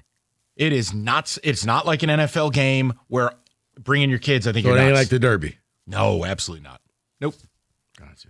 It's the best, man. But yeah, I like to just have fun once in a You while. don't have to get all dressed up. Eat Nope. regular people food. I'll bring you to a picnic area. Go to the paddock bar. Hell, we can go to the back porch. You don't need to dress up. There's only one area of the track you got to dress up, and that's the boxes. Where's that, like the winner's circle? No, well, bro, you're not getting in there unless you want to race. But I know that, but I'm saying like no, what all the owners are. Rico, you could wear exactly what you're wearing today. I put you in a picnic area, the paddock area, whatever you want. Yeah. You're fine. Now, if you're dressed up, it means you're in the clubhouse or you're in the boxes. There are rules. Okay. Boxes outside or the air conditioning? Boxes are outside. Okay. If you need air conditioning, I got a place. No, I'm just curious. I'm gonna get Rico a skybox, David. We're gonna get this covered. Just curious. 97.1.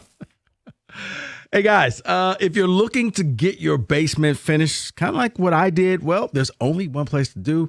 You need to get in touch with my guys at Matrix Basement. They're going to get a free consultation. They're going to come in like they met with me. They got some ideas. We kicked it around. They gave me designs. I love the design that they came up with my basement and what it's about to become. I'm telling you, they will listen to everything that you want to do. And when I saw the design that they created for me, I fell in love and was like, let's get this thing done. They're going to take great care of you, and they're going to try to get it done for you as quickly as possible so that you can enjoy your new man cave or whatever it is you want to do, whether it's a bedroom, whatever you want in your basement. Let Matrix Basement get it done for you. Check them out at matrixbasement.com for tons of ideas. You'll see great before and after pics. Matrix Basements makes it easy to turn your dream basement into reality.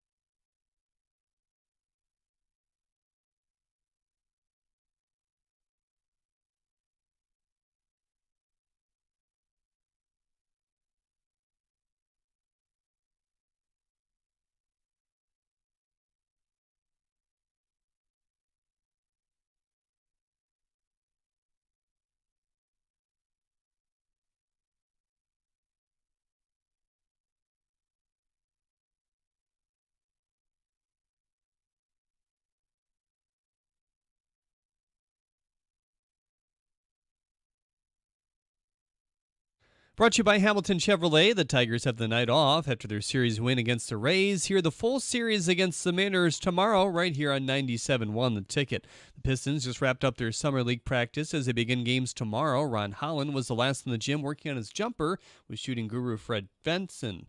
Thunder star Jalen Williams has received a 5-year max rookie contract extension that per Shams could reach up to $287 million. And 49ers wide receiver DeMarcus Robinson has pleaded no contest to a DUI charge. He now has 3 years of probation. At the Corbel House Sports Desk, I'm Jeremy Otto. More at 5 or at 971theticket.com.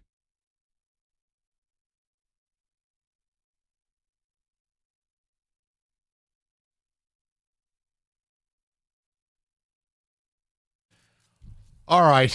I have alluded to this. Rico has very, very disturbing news because when you think you've hit the bottom of college athletics, it's always the steak knives. But wait, there's more. Rico, just take it away. File this under something no one asked for. File this under I had nothing to do with this. This I cannot be blamed for. This I do not agree with. But it looks like it's inevitable. It's like Thanos. It's inevitable. It will happen, and nobody wanted it. But the people on top keep saying, I know you guys want this. They're not listening to you, folks. If you're a college basketball fan, looks like by the end of the week, get ready for an expanded NCAA tournament. To go, yeah, it's what no one wanted. It's going to expand, and it's going to take them to about potentially the field of 76.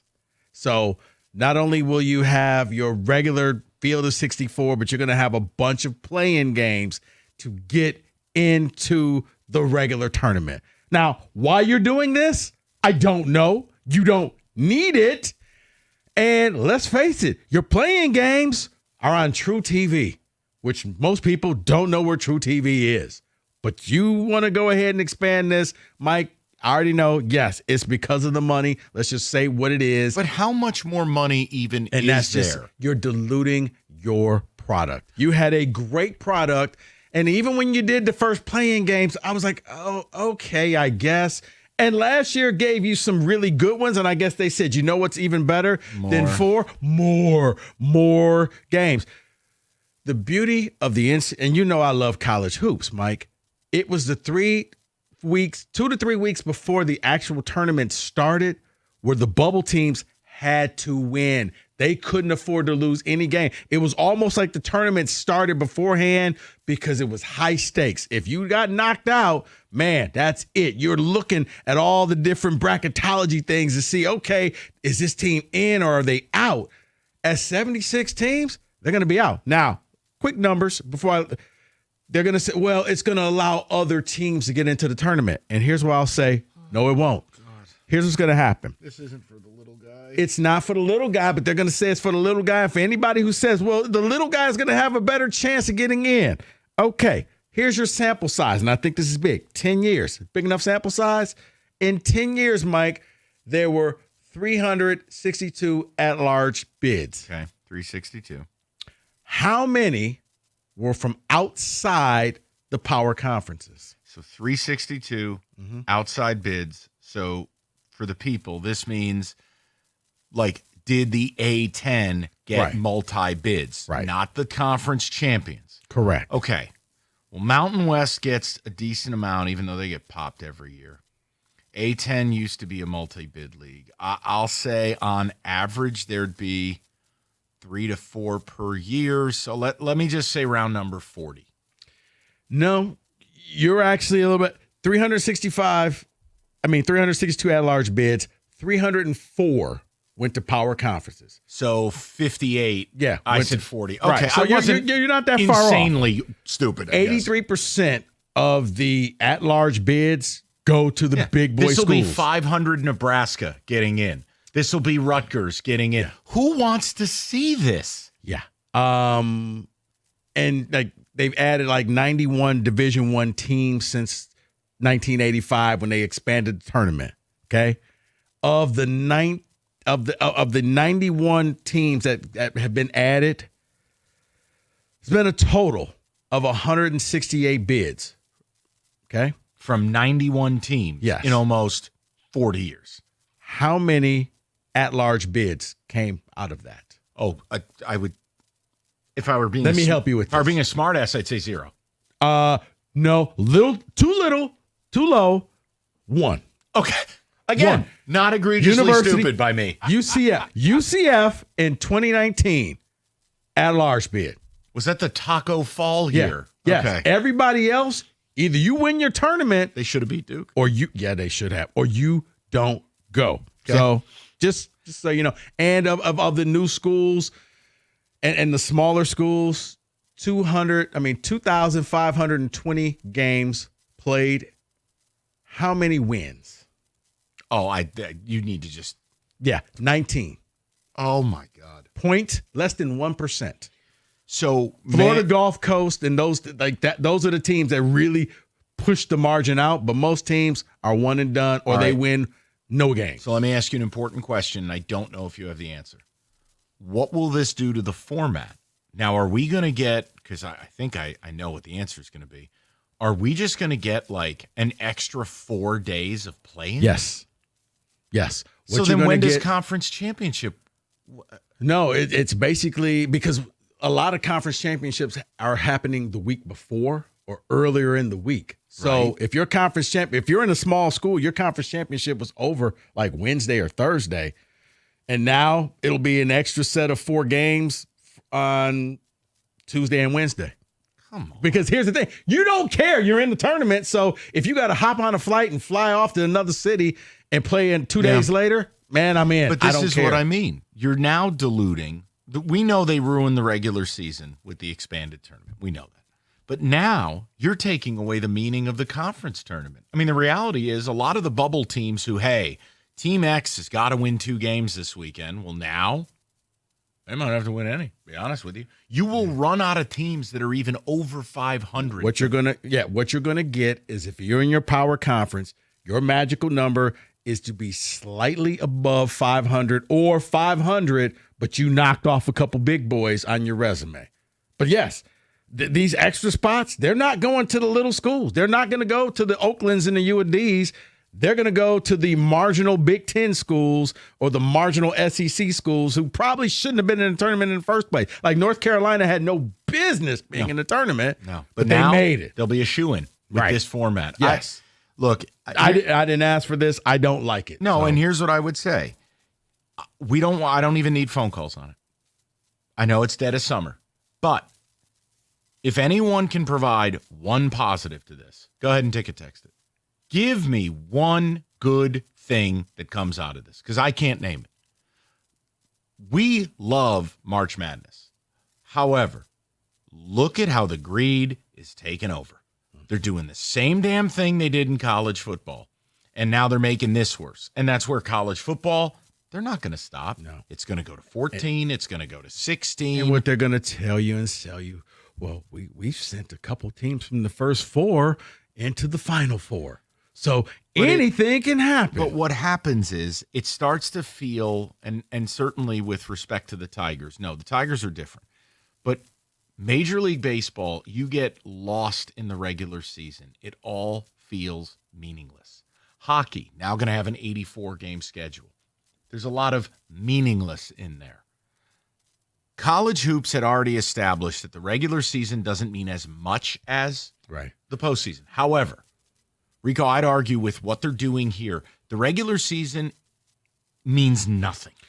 The only thing that the regular season gives you, Mike, it's for seeding purposes. If I can say, you know what, I knocked off 7 top 20 teams, I need one of those top seeds. No, don't send me at the back. No, give me one of the top seeds. That's really all it's about, is how many big boys did you knock off? It still means a little bit, but yeah, the tournament, unless you're not going to unless you're like on the outside looking in, look, man, if you're if you win the big, like last year, Michigan State won the Big Ten going away, their best thing, you know what? Lose the first game, go home and get some rest and get prepared for the tournament. That's bad.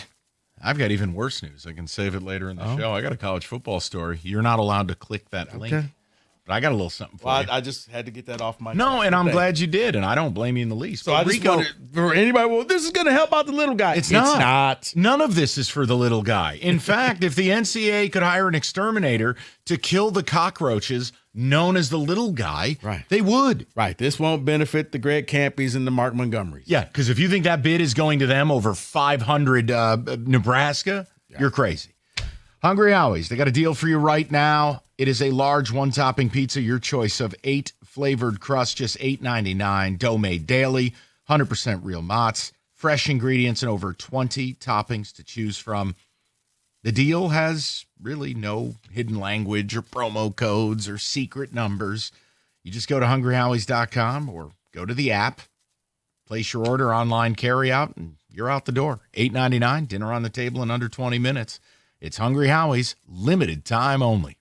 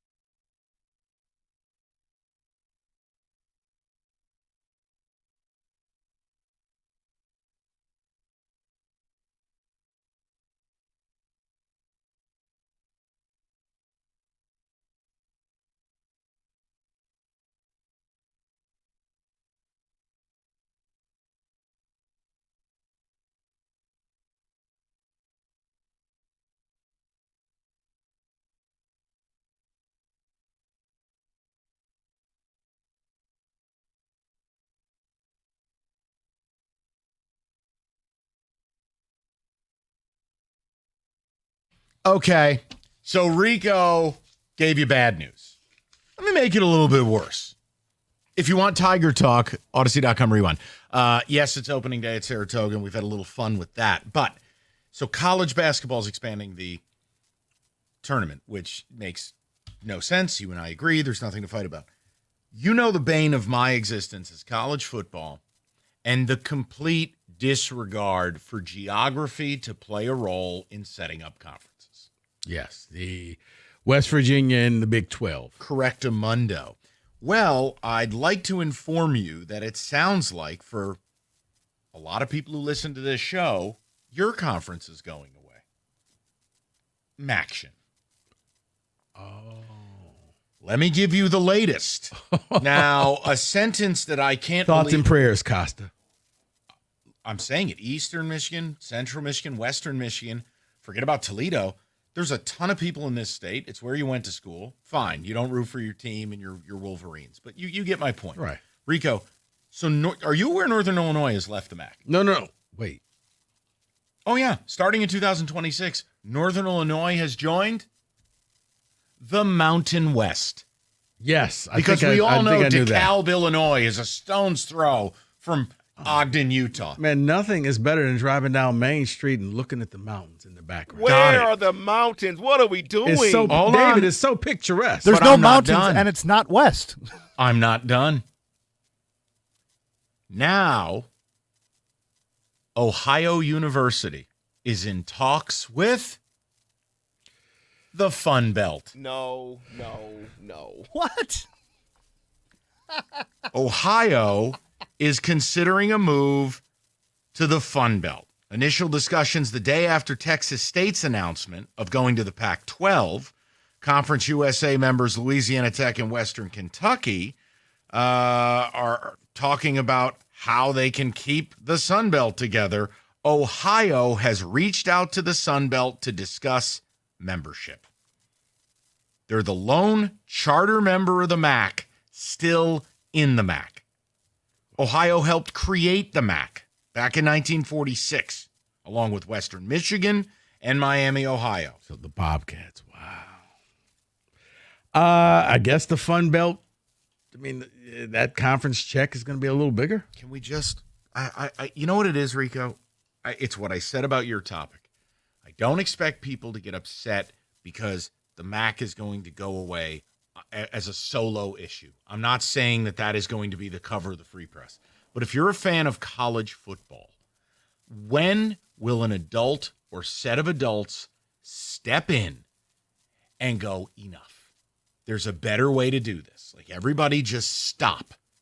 And if it means we're going to redesign conferences and we're going to rename them and we're going to generate money. And see, but no, I think I was hoping that this new CEO, whatever they're calling this person, would be the one who says, okay, we got a problem to fix. Because right now, Mike, there is nobody who's like, everything's allowed. It's okay, you want to do this? Yeah, sure. Why not? It's permissive hippie parents. Yeah, sure. Go for it. Nobody's saying, no, that's a bad idea. We're going to do something better. We're going to do this. We're going to do that. So, no, it will start to all erode and go away. It was an easy fix a few years ago. Now, the fix is getting a little more difficult as each year progresses, but it can still be corrected. But, Mike, as you know, in order to fix a problem, you first have to admit you have a problem. But why does everyone know there's a problem except the people in the sport? Because the people in the sport are making money, so therefore it's no problem because they're making a lot of money. They don't see that it's very short-term money. Yeah, exactly. They're destroying the essence of what it is to where I don't even view it as college football anymore. And a lot of people who are the decision makers, Mike, they're about a year or two away from retiring. So it's all about, let's get as much money as I can now. And the funny part, too, is when you look at a map and you look at the MAC, it was perfectly relevant. You could draw. You didn't have to fly to any of your games. They go and add Buffalo and UMass. All right, well, now planes have to happen. Mm-hmm. Think about Ohio, because here's what's going to happen. The MAC schools cry poor. Okay, what's the travel budget all of a sudden now for Northern Illinois, who won't have a single game in their conference less than 1,500 miles away? Right. You know what's going to happen? Northern Illinois is basically going to have to whore themselves out to other schools, Pay us $1 million and you can come and beat us. How stupid. David, that's all. Those are your 2 college sports updates. You That guys was can sad. have them both. Yeah, David, the tickets. You won the steak knives. Ohio going to play football now in Mississippi because they're in the Sun Belt. That's Yeah, stupid. exactly. Short jaunt to Lafayette, Louisiana. Hey, what are we doing, man? It makes no sense. Oh, college sports are absolutely done. I am glad I got to see it before this garbage. That Me is too. from Cam driving into the sunset. I'm glad State made the last real Rose Bowl. Yeah, Big 'cause Ten, that meaning doesn't. Pac-10. It's not there anymore. No, it's because now Right. it's just nonsense. Well, they did it, like, what was it, last year? But it was like part of the playoffs. It was Oregon and somebody. And they're like, it's still the. It was yeah. Oregon, Ohio State in a horrible football game. All of it. It's just the whole. They have managed to take something so incredibly special and wreck it. Yeah. Besides the geography, since when is Northern Illinois too good for the MAC? They're an auto repair program away from community college status. That is John and Lake Oregon. Well, you know, Johnny, the problem is they've been kind of the patriarch of the MAC. They win. Mm-hmm. They win lots of games. They've got some of the MAC's best signature victories, including what they did in Notre Dame a couple of years ago. They are a quintessential MAC ball breaker. It's not like Kent State, who's just ass. Like Kent State is the toilet paper roll. Mm-hmm. They're not even the toilet paper. They're the actual cardboard tube. The doo-doo, as we called it as kids, because you'd play it. That's Kent State. That's Kent State. Northern Illinois is like arguably one of the 2-3 best programs in the MAC. Yeah. Gone. Ohio, a rich tradition. Gone. Conference is dead. It's dead. How many teams left? We got what? Eastern, Central, Western. You got Bowling Green. You got Miami, Ohio. You'd have Ball State. You'd have Akron, which, by the way, Akron may close as a school. Not as a football pro. The school might close. They're struggling to get enrollment. Maybe they can get LeBron to help them out. Okay. It's going to be called LeBron University now. Bronny's going to be the head coach. That's all he can do. So college basketball is going to go to 76 teams now. How many of those teams truly have a shot? I'll tell you, none. Yeah, it's just all filler. None of this results in a higher quality of play. And look, we're going to do this next week, All-Star break, couple days with no sports. We do have our Stony and Mojo Invitational. But one of the days, we're going to do the Rivalry Symposium. David had a blitz while you were gone. And it was all about these rivalries. And several of them, David, I go, David, wait a minute. Those two don't even play anymore. Why is this being ranked? All of these rivalries, like Michigan, Notre Dame, they don't play. Michigan State, Notre Dame, they don't play. Kansas, Missouri, they don't play. Texas A&M and Texas, for a while, they didn't play. All of that is based on the television grid. They've taken away what makes the sport the sport. Mm-hmm. That's what's crazy. Mm-hmm. But we're going to do it next week because we are going to do a real list. And every rivalry that makes the cut, it must be active. Every year. Yes. Okay. That's what rivalries because are. The Notre Dame, Michigan State type of thing was like every 2-3 years. Wasn't every year, but at least they played. We played them every year of my life growing up and into college. Hell, I'm 4-0 at Notre Dame Stadium. Rico, they played all the time. No, they played all the time, but it wasn't like it was set. It was like every other year, or they would play 2 back-to-back years and then off for 2 years type of thing. I got you. It doesn't matter now. When's the last time we played them? Exactly. Yeah, you know what? Here, let me help you out with that. The winning catch, I think, was by Donnie Corley. Wow. 2016? Yes. Oh, my God. That was like the one game we won that year. How did that happen? When did you meet Will Smith? He caught the game-winning catch. All right. If you've been injured in an auto accident, now you're drowning in medical bills, and you're dealing with insurance companies, this sounds like a real treat. Call David Feminino, injury attorney.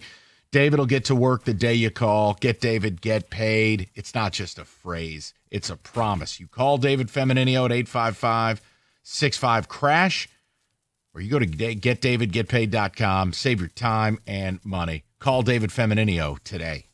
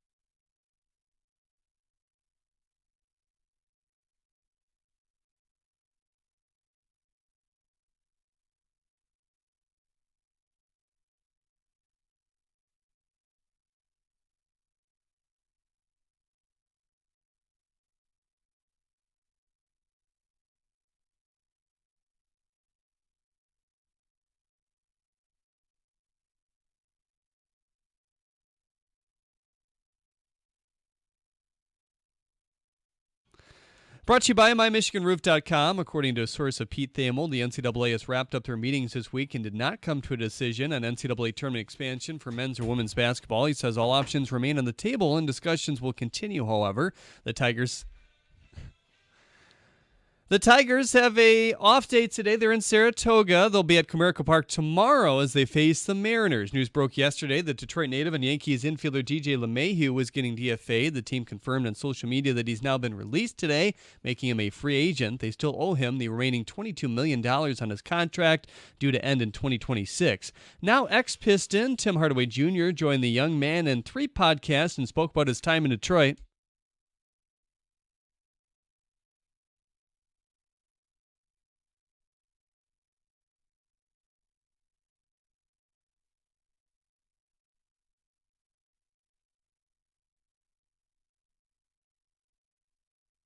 At the Corwell Health Sports Desk, I'm Jeremy Otto from Oregon at 97.1 The Ticket or Odyssey.com.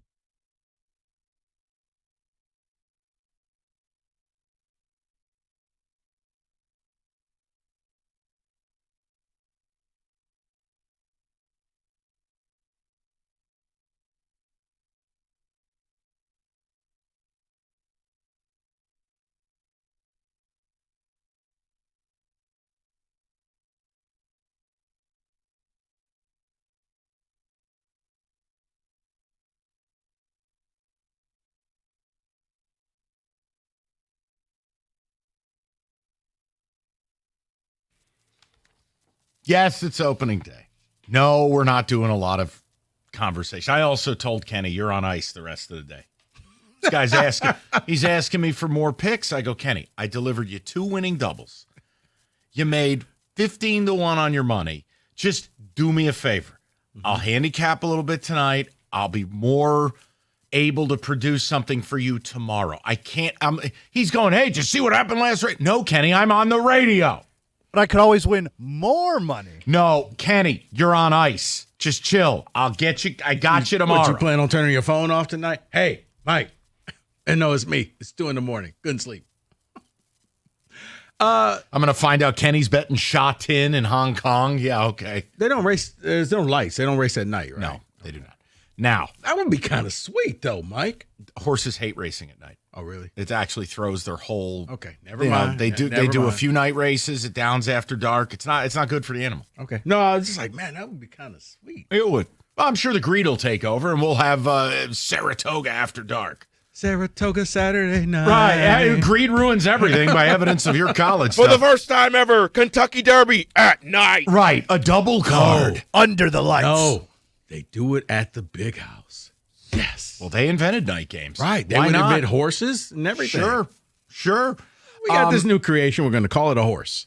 Okay, just please let me get to. Okay. Dave Schoenfeld wrote this piece. I'm only sharing it with you because, man, do people seem interested. Here's your sales pitch, and it's not much of one. I don't believe it's real. I don't believe either team would make this deal. Team A, I don't think they have the appetite to do it. Team B, if they did it, would collectively need a police escort everywhere they go. But it's more of this intergalactic, why do I keep reading about it, Paul Skenes trade stuff. So fine. ESPN listed 3 teams that would even be capable of producing the package it would take to get them. Our Detroit Tigers are one of them. And in fact, they're the team to have the best chance to get it done. This is per ESPN, not us. Do I think the Tigers would do it? Like if the Pirates called, do I think the Tigers would say yes? No, I don't. I don't think there's any appetite to do anything like this. Scott Harris has foreshadowed their plan. And but I'm not laughing at people who say I would. Rico brings up really good points. Here's the trade. You tell me what you would do. The trade is the following.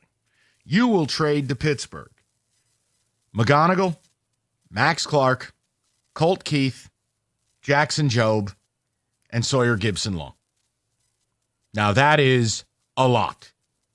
If you unpack it a little bit, none of the players in there not named Colt Keith are going to help you this year or next year. That's Jobe's hurt. The other 2 guys just got to double. They're not going to be a factor. So it would enhance your Skubal window. It would be Scherzer JV, maybe better. I don't know. And you're going all in. Now, do I believe the Tigers have more than 2 years to compete, win the Central? Of course I do. But the best 2 years are always going to feature Skubal, right? And if you add Skenes, there's your insurance policy. Rico, you said yes to this. I said no, but I want you to sell the yes first, and I'll ask the people what they want to do. Well, the reason why I would sell the yes is because it gives you the best 1-2 punch. It gives you now when you go up against the Mets, you go up against the Dodgers in the World Series, you have the advantage over their hitters. It means that when you shorten the rotation, you have the best pitcher in the game in 4 of the first 5 games. So that sets up well for you. The guys that you're trading away, only one is really helping you right now. And here's the long-term thinking. Skenes can basically move into the Skubal spot. When Skubal is done, because I don't think he's going to resign here, Skenes is going to be under team control for 2030? I believe he's arbitration eligible in 27. You would have him until 29. Okay, so 2029. So it gives you a chance to keep everything going. You don't have to break the bank to try to retain Skubal. You can let him go, and you still have one of the best pitchers in baseball. I said no because my problem is I can't suspend disbelief. I can't work around the fact Pittsburgh can't trade Skenes because the relationship between the team and Nutting, their owner, and the fan, it's awful. I mean, it's reached Matt Millen levels. But if they did, I don't think Tigers would be the team to do it. I don't think Tigers have an appetite for bold swings like this. Hell, it's hard to get Tiger fan convinced they don't need a right-handed bat. This is trading for pitching Babe Ruth. Yeah. This is the equivalent of trying to trade for Victor Wembanyama in the NBA. I just don't see it. Now, my reason for saying no is twofold. A, I'm not trading all that for a pitcher. It's not 1990. I'm not going to get 250 innings. I'm not going to get 7 complete games. It's just not how it works. And they hand out Tommy John like dinner napkins. I'm worried about that. Fair. 2, the best team doesn't win it in baseball. If this were basketball, and by making this trade I become the best team, I have a 75% chance I'm winning the NBA title. Just go back through history, guys. Best team wins title. Baseball doesn't happen that way. Otherwise, the Dodgers and Yankees would win it every year. So I don't look. I still go back to Verlander, Scherzer. Didn't win us a World Series. Hell, we had Verlander, Scherzer plus Porcello and David Price sitting in the back seat. Didn't win a World Series. Is it attractive? Is it exciting? But you can't let that be the deterrent. I know. It's not the sole deterrent. I'm saying I don't know that any move is worth this in the sport of baseball. I can't work. Look, if they did it, would I be mad? No. Are you kidding me? We're in the interesting business. It's interesting. It is. I'd be fired up, but I'm trying to remain pragmatic.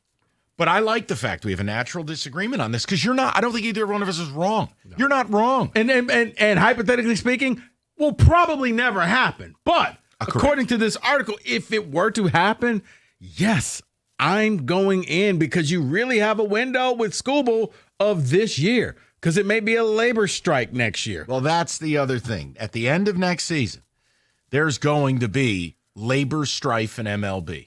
Meaning 2027 doesn't start on time. It's a fascinating point. I'm not sure you make a franchise-altering move like this, but ESPN said something that backs your point up, and I'd be dishonest if I don't share it with the listener. This move, in their opinion, would not cripple or empty your farm system. You still have a borderline top 20 prospect in Rainier. He's hurt, but you have him. Briseno, Lorenzo, this Chris Rodriguez kid you just signed, international pool. I think, look, most people are going to agree with you. I'm not mad about it. I'd be fired up. But I can stand on merit and say I wouldn't do it. No, and the other reason why, Mike, what have we been all summer long? I think we've been both teams. Can someone do something? Bold move. Not in the margins. This resets the margins. This makes you, this is that, whoa, the Tigers did what? You know what it would let you do? I can't believe we're all right. If I say something, can you promise back me up when David and Kenny clip this and turn it into a drop? Okay. It would allow you options with Scooble during the winter meetings. Not that I'm a proponent of this, not that I would do it. I'm saying it would give you an option to shop him. If you had Skenes as your ace, you could then go, hey, you had your time to be a Tiger. You bye-bye. Yeah.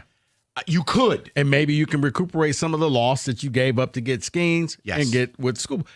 It does. It gives you so many different Why am I variations backing of up things. your point? That's not what I'm here to do. All right. Damn it. 2485. You know I'm right. You have many points where I feel that you are. Because and this all boils down to the fact, kind of like you said, if Skenes had already had Tommy Johns, you'd be all in for this. Because it just feels like they get handed out you like know what? candy. If I knew that Scooble was going to be here for the next 5 years, I would say no. I'm going to ask Rieger's We're take. good. I just saw Rieger's bald head walk in. Let me ask him his take. He's always a ball breaker. Right. America's favorite place to watch football, Stadium Swim. It's located at Circa Resort and Casino. All the biggest games. Best viewing experience built for you, the fan. 6 pools, 3 levels. Perfect view of the big screen. Located right in the heart of Las Vegas. It's Stadium Swim. Book your spot today at circalasvegas.com.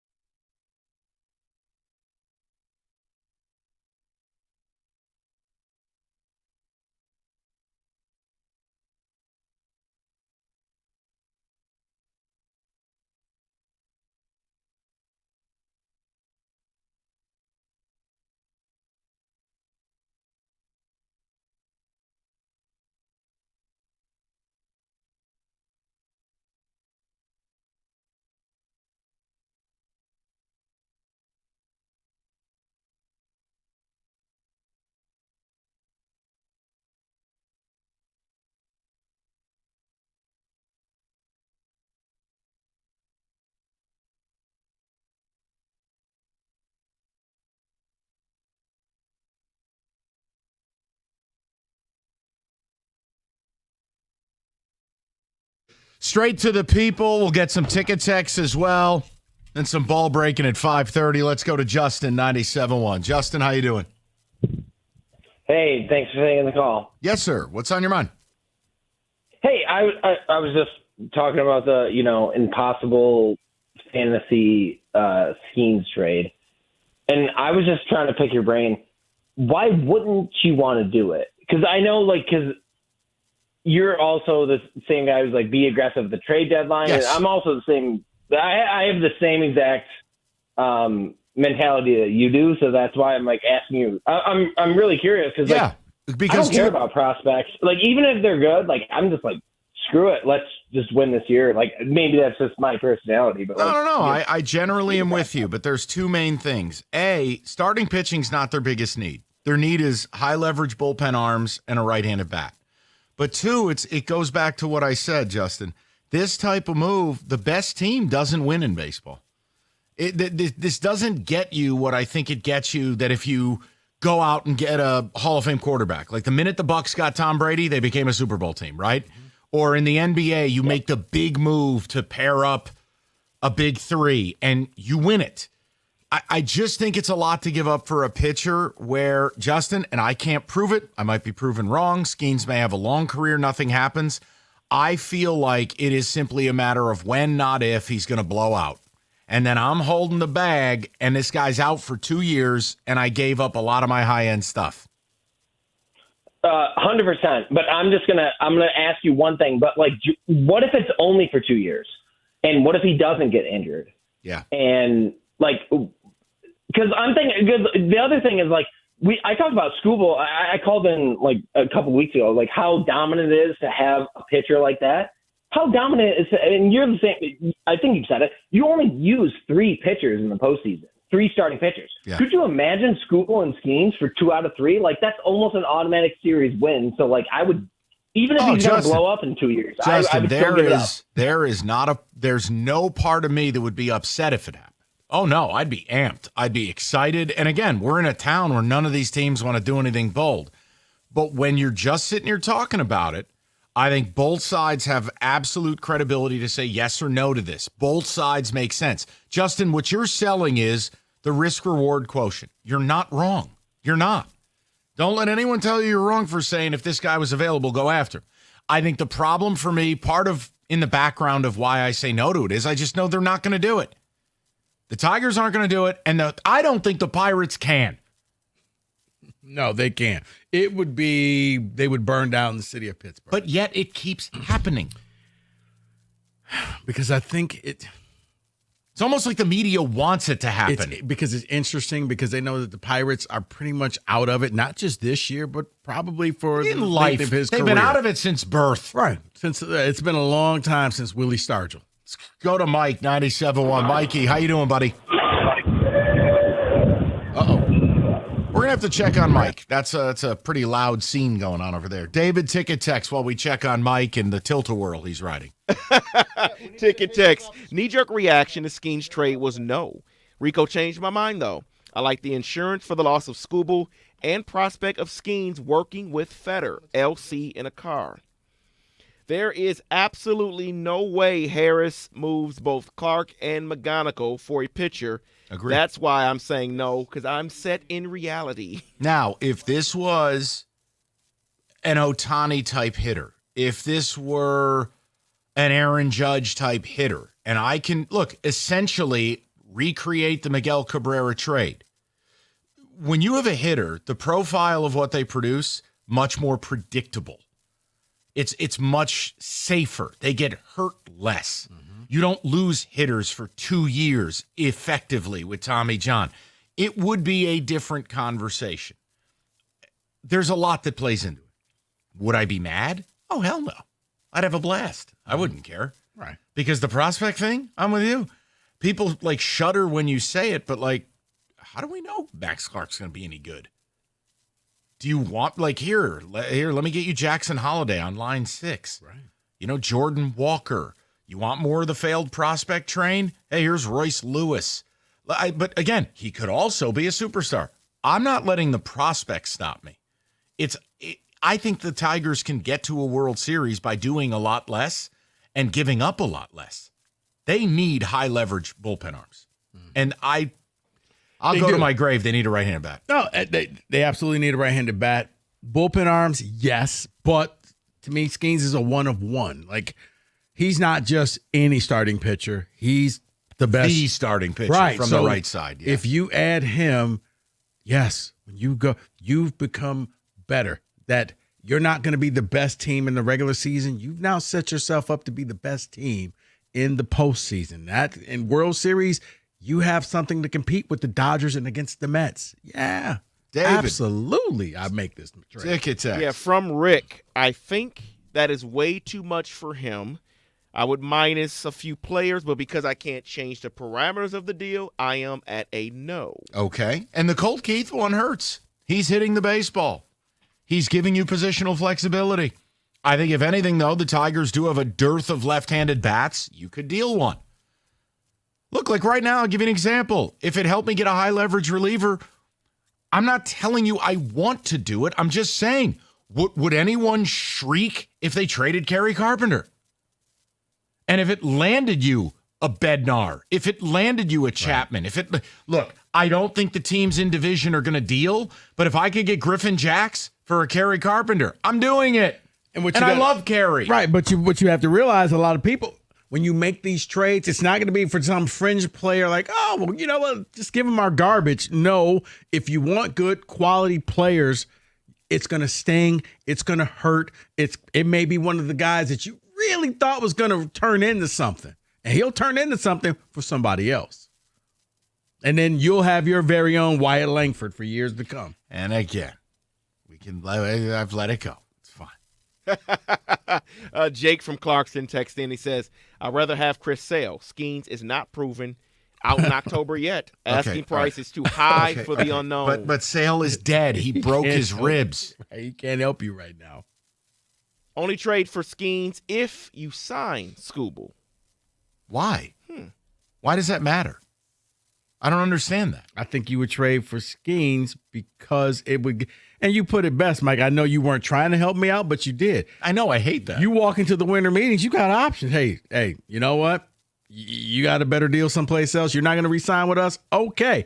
Market's open. It's like Billy Ray and those guys. And your rotation is Skenes, Mize, Olsen. Yeah, it's trading places out on the Wall Street thing. All right, we're opening it up for Scooble. Who wants to buy? Come on. We're taking all offers. Right.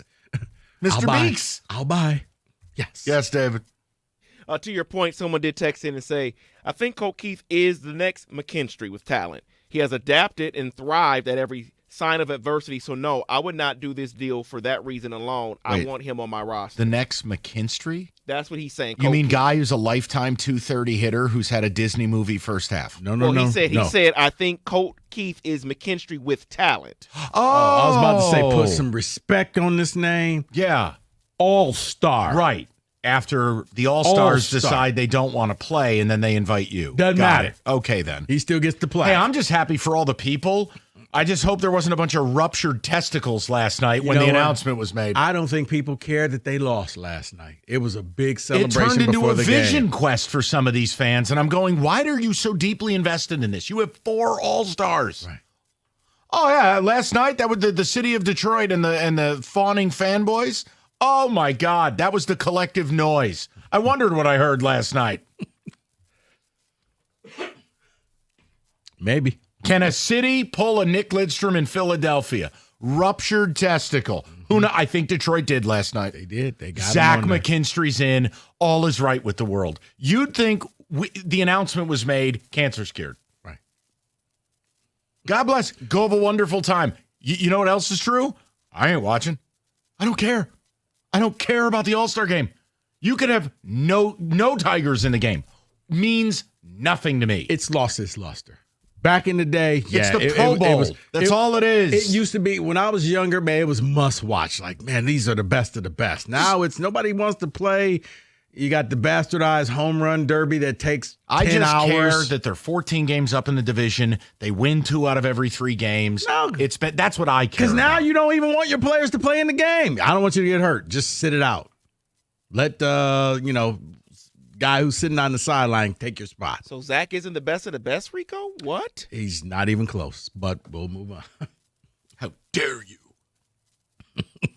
No. Okay, good talk. No. Read something before I keep talking, please. All right, sports fans, listen up. Is your internet performance on a losing streak? Drop connections, lagging streams, missing all those game-winning plays? Not with Xfinity Internet. We're talking the champion of Wi-Fi with the best in-class equipment, whether you're live streaming the game, video chatting with your fantasy league, or downloading the latest highlights. Xfinity Internet means no timeouts. Do more of what you love faster than a touchdown dash. And if you're an Xfinity mobile MVP, even better, folks. Xfinity brings the power of internet and mobile together, so you got a victory level speeds at home and on the go. Combine Xfinity Internet and mobile and supercharge your phone with Wi-Fi Power Boost for that winning edge. That's gold medal speeds with reliable home internet and secure game-ready network on the go. Ready to score big? Call 1-800-XFINITY. Visit Xfinity.com or drop into an Xfinity store today for more details. Xfinity, the Wi-Fi is booming.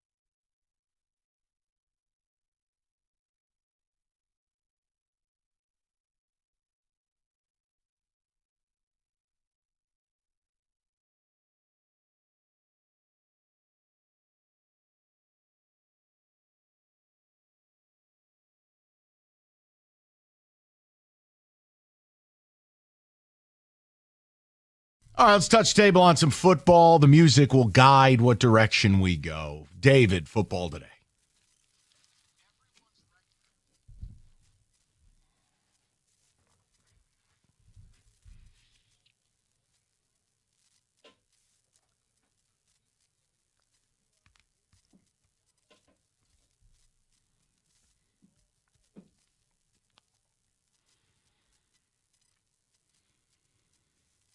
So what we're going to do today, Mike, is I loved it so much. You did the Edge Rusher edition for ESPN when they did their top 10, highest ranking for some, lowest ranking.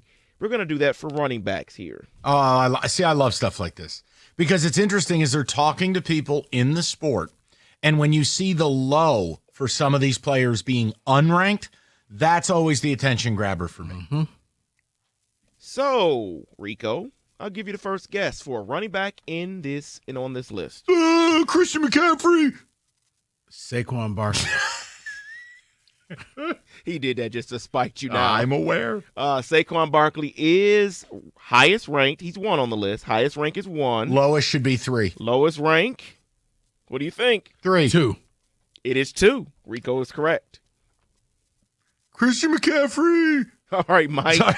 give me your guess. He's 2. I hope you're happy. I am. Oh, your guess is Christian McCaffrey. Yeah. Okay, Christian McCaffrey. He's 5. I was about to say he's probably lower on the list. Ooh, Yeah. he's on the downturn. He's coming off the injury. He is 5. What do you think his highest ranking was? Unranked. He can't be 5 if his highest ranking was unranked. That's, the math ain't mathing. Oh, my fault. Highest ranking. Highest is 2. Sorry, I didn't go to Yale. Highest is 2. Lowest is unranked.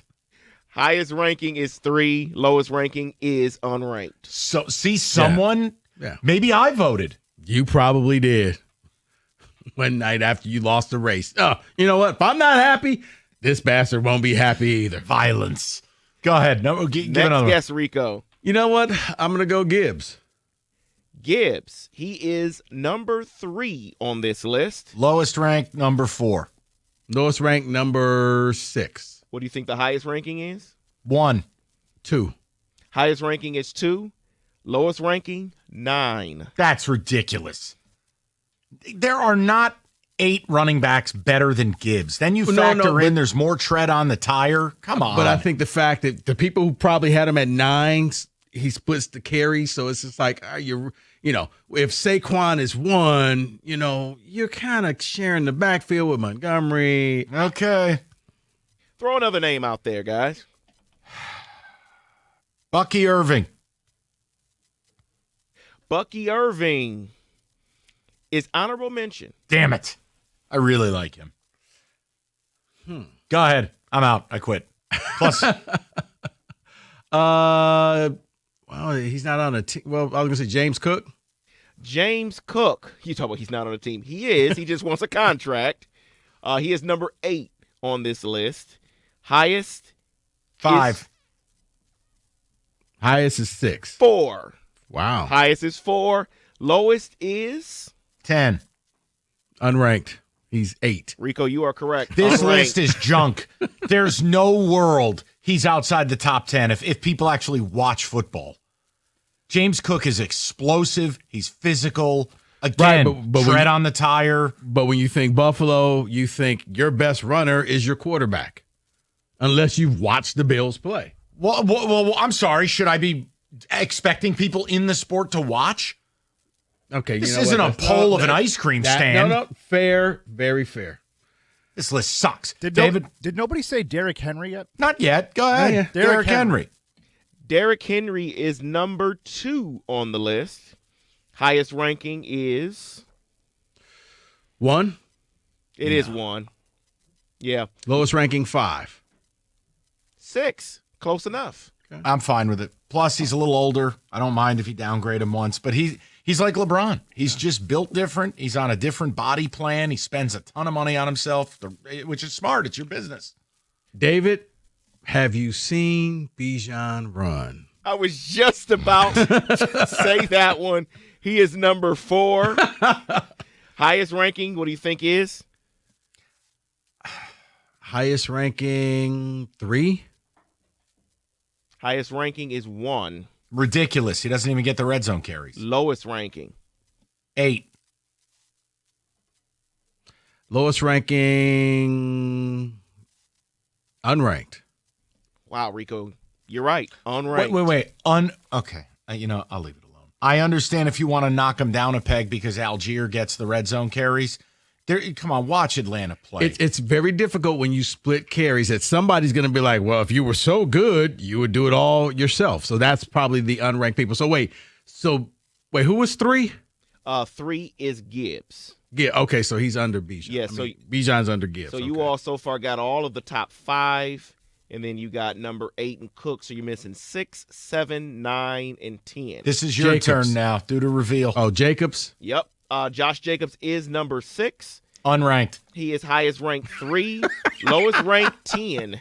So Josh Jacobs. Oh, yeah, we got to keep him in the top 10. I'm trying to think. Oh, Jonathan Taylor. Jonathan Taylor is number 7, highest ranked 2, lowest ranked unranked. Mike, I'll leave it to you. And then I'll finish it off here with number 9 is Joe Mixon, highest rank 5, lowest ranked unranked. And number 10 is Alvin Kamara, who is highest ranked 7, lowest rank, of course, is unranked. Honorable mention, you had Bucky Irving, who you mentioned, Mike, Aaron Jones, Devin Achane, and Breece Hall, and James Conner. Yeah, Achane is he is just a home run hitter. He is all or nothing. Yeah, and that offense, I don't know what the hell you're getting. I think Bucky Irving's this time next year is going to be in the top 10. I think he kind of surprised a lot of people. I like him. But, yeah, I mean, the Bucs really don't get respect across the board. They don't. And they got some bad news yesterday. Did you see the Tristan Wirfs news? Yeah. Now, again, it's early to say, well, he'll be out. They're saying he's going to start on a PUP list. Which means the first 4 weeks at least. Yes, that's September. That's a huge deal. Not in Detroit, though, where your all-pro D tackle could be out half the season, but we don't talk about that. Well, on that note, have you seen Aiden play? No, my point is it's a big deal, and it's only a big deal when it's the other teams. You try to bring it up about the Lions, and people yell at you. They got depth. They can get it done. They won 15 games last year. Oh, God. That is in football today.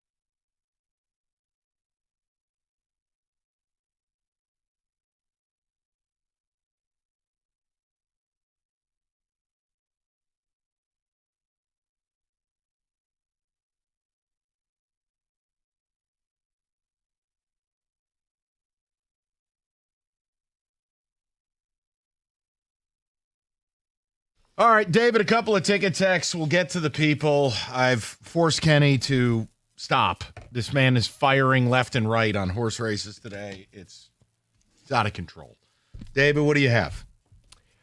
Let's trade for Skenes. It would absolutely maximize our window for the championship this city desperately needs. Let's do it. I would be thrilled, but A, it's not going to happen, and B, I don't think it needs to happen. Couple bullpen arms and a right-handed bat. Why can't you win the World Series? And to that point, any trade needs to be a guarantee ring. And since I can't do that, I'm not going to make this trade. Yeah, I don't think any trade. I think trades of this scope have to put you in the catbird seat. Like, it has to put you in a position where you go, look, it's going to take a lot for us not to get this done. And the texter's right. I can't do that with baseball. Baseball is very coin flippy. Look at what's happened to my Yankees over the last 17 years. It's just 16, excuse me. Like, the best team doesn't win. Now, yes, last year the Dodgers did, but that's more the exception, not the rule. So you happen to mention Kerry Carpenter in the conversation regarding something, and someone did text in and say, guys, you can get 2 or 3 relievers the caliber of Bednar or Chapman for Kerry Carpenter, so I would understand trading him. I'm understanding of that. Yeah, I only brought it up as I don't want to deal him. I was making a point that you have a dearth of left-handed bats. And look, if someone's going to offer me a high-leverage reliever for a guy I can't play against lefties and who hasn't been great this year, I'm probably doing it. Not that I want to or that I'm propagating it. I was making a point. This roster's good enough. You can trade a name and be just fine. I know you guys say no, but the last segment in Football Today, the app was Saratoga Trivia. I absolutely love Saratoga. Mike, you got me going. Thank you very much. Look, we try to have a little sell fun. Your sport. You really need to be on the board of directors. There is none. That's the problem. It's like college football. There's no central governing body. Every state, every track. You know what? It's The TV stations are just ruining this sport. Not quite, but horse racing does enough to destroy itself. Don't worry. There's plenty of that. Sorry, Rieger. Rieger, hello. Wojo, hello. Hello. And I want to apologize to Wojo as he sits down. Yeah? I want to sincerely apologize. Because I broke my own rule with a topic today. And I did a nonsense trade from ESPN by a nonsense writer. You might know the guy.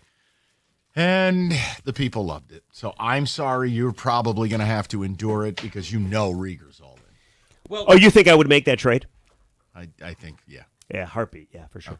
Okay.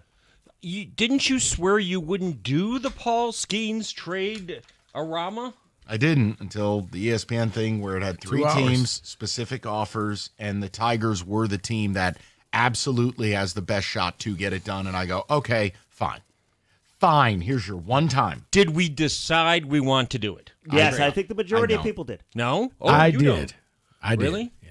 I'm not giving all that up for a pitcher. It sounds like a lot from what I understand. It sounds like a lot, Wojo, but it's short-term and long-term. Yeah. Short-term, it makes you the best team in baseball, I think, going into the postseason. And when you go up against, whether it's the Yankees or whoever, you're going to go shorten that rotation 4 out of 5 times. You're going to have the best pitcher in baseball on the mound. I just wouldn't want to spin the Tommy John wheel. There it is. With another pitcher. I There it guess, is. but you can Okay. counter that with Spin something it. nobody said. Okay, but here's the thing. Wojo, it's like in any sport. An injury can happen at any moment, at any time. No, You can't play scared. But if you're giving up 4 guys who are not pitchers, you much less chance you're losing one for a year and a half. Okay, Yeah, but- who's to say those 4 guys turn out to be anything? There it is. 2 of They them will are be. Yeah, they prospects will that be. have yet to actually work out. Look, the counterpoint is actually mine, which is starting pitching's not their biggest need. I don't even know that it is a need.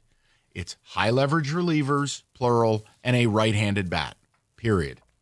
That's the needs. I don't have to give up this type of stuff to get those things. Yeah, but this trade, you really only care about 3 guys, right? You care about Keith, you don't care about Joe because you're getting Skenes, and you care about McGonigal, Well, and you care about I Clark. don't think And that's here's the fair. thing. though. Mike brought up a I mean, a do you great care about point. Sawyer Gibson Long? He brought up a great point from my side. Here's the thing. You walk in with leverage with Skubal. Okay, you don't want to resign because I don't think he resigns here. So you can move him and try to recuperate some of the loss that you had. Are there finally whispers that Pittsburgh is going to try to trade him? No, it's people like you writing articles. Yeah, but I'm it's not interesting whispering to talk anything. about. But no, let's say of the three guys, Colt, Keith, McGonigal, and Clark, how many of those guys will actually work out? If one doesn't, you're still in great shape. Rieger, can I turn to my left and speak to Michael? You don't have to ask permission. I hate you. I hate you. That's why I apologize. You planted this in his little head over there. why and I he won't get apologize. off of it Why don't you now. hate Rico? He, too, is pro-trade. No, Tell me, Rico. Right here. Oh. Whoa. All right. His arm? We'll Mike, talk- will you tell the people I'm a lefty. Rico just did? I'm not a going to do lefty. that. I'm a lefty. Oh, wow. I'm pretty sure they saw it on the YouTube. Wow. Oh, that's right. The horses are running. Yeah. At Saratoga. It's interesting how quickly you want to change the topic. I'm leaving now. We'll talk to everybody tomorrow. Go These two are horses. next.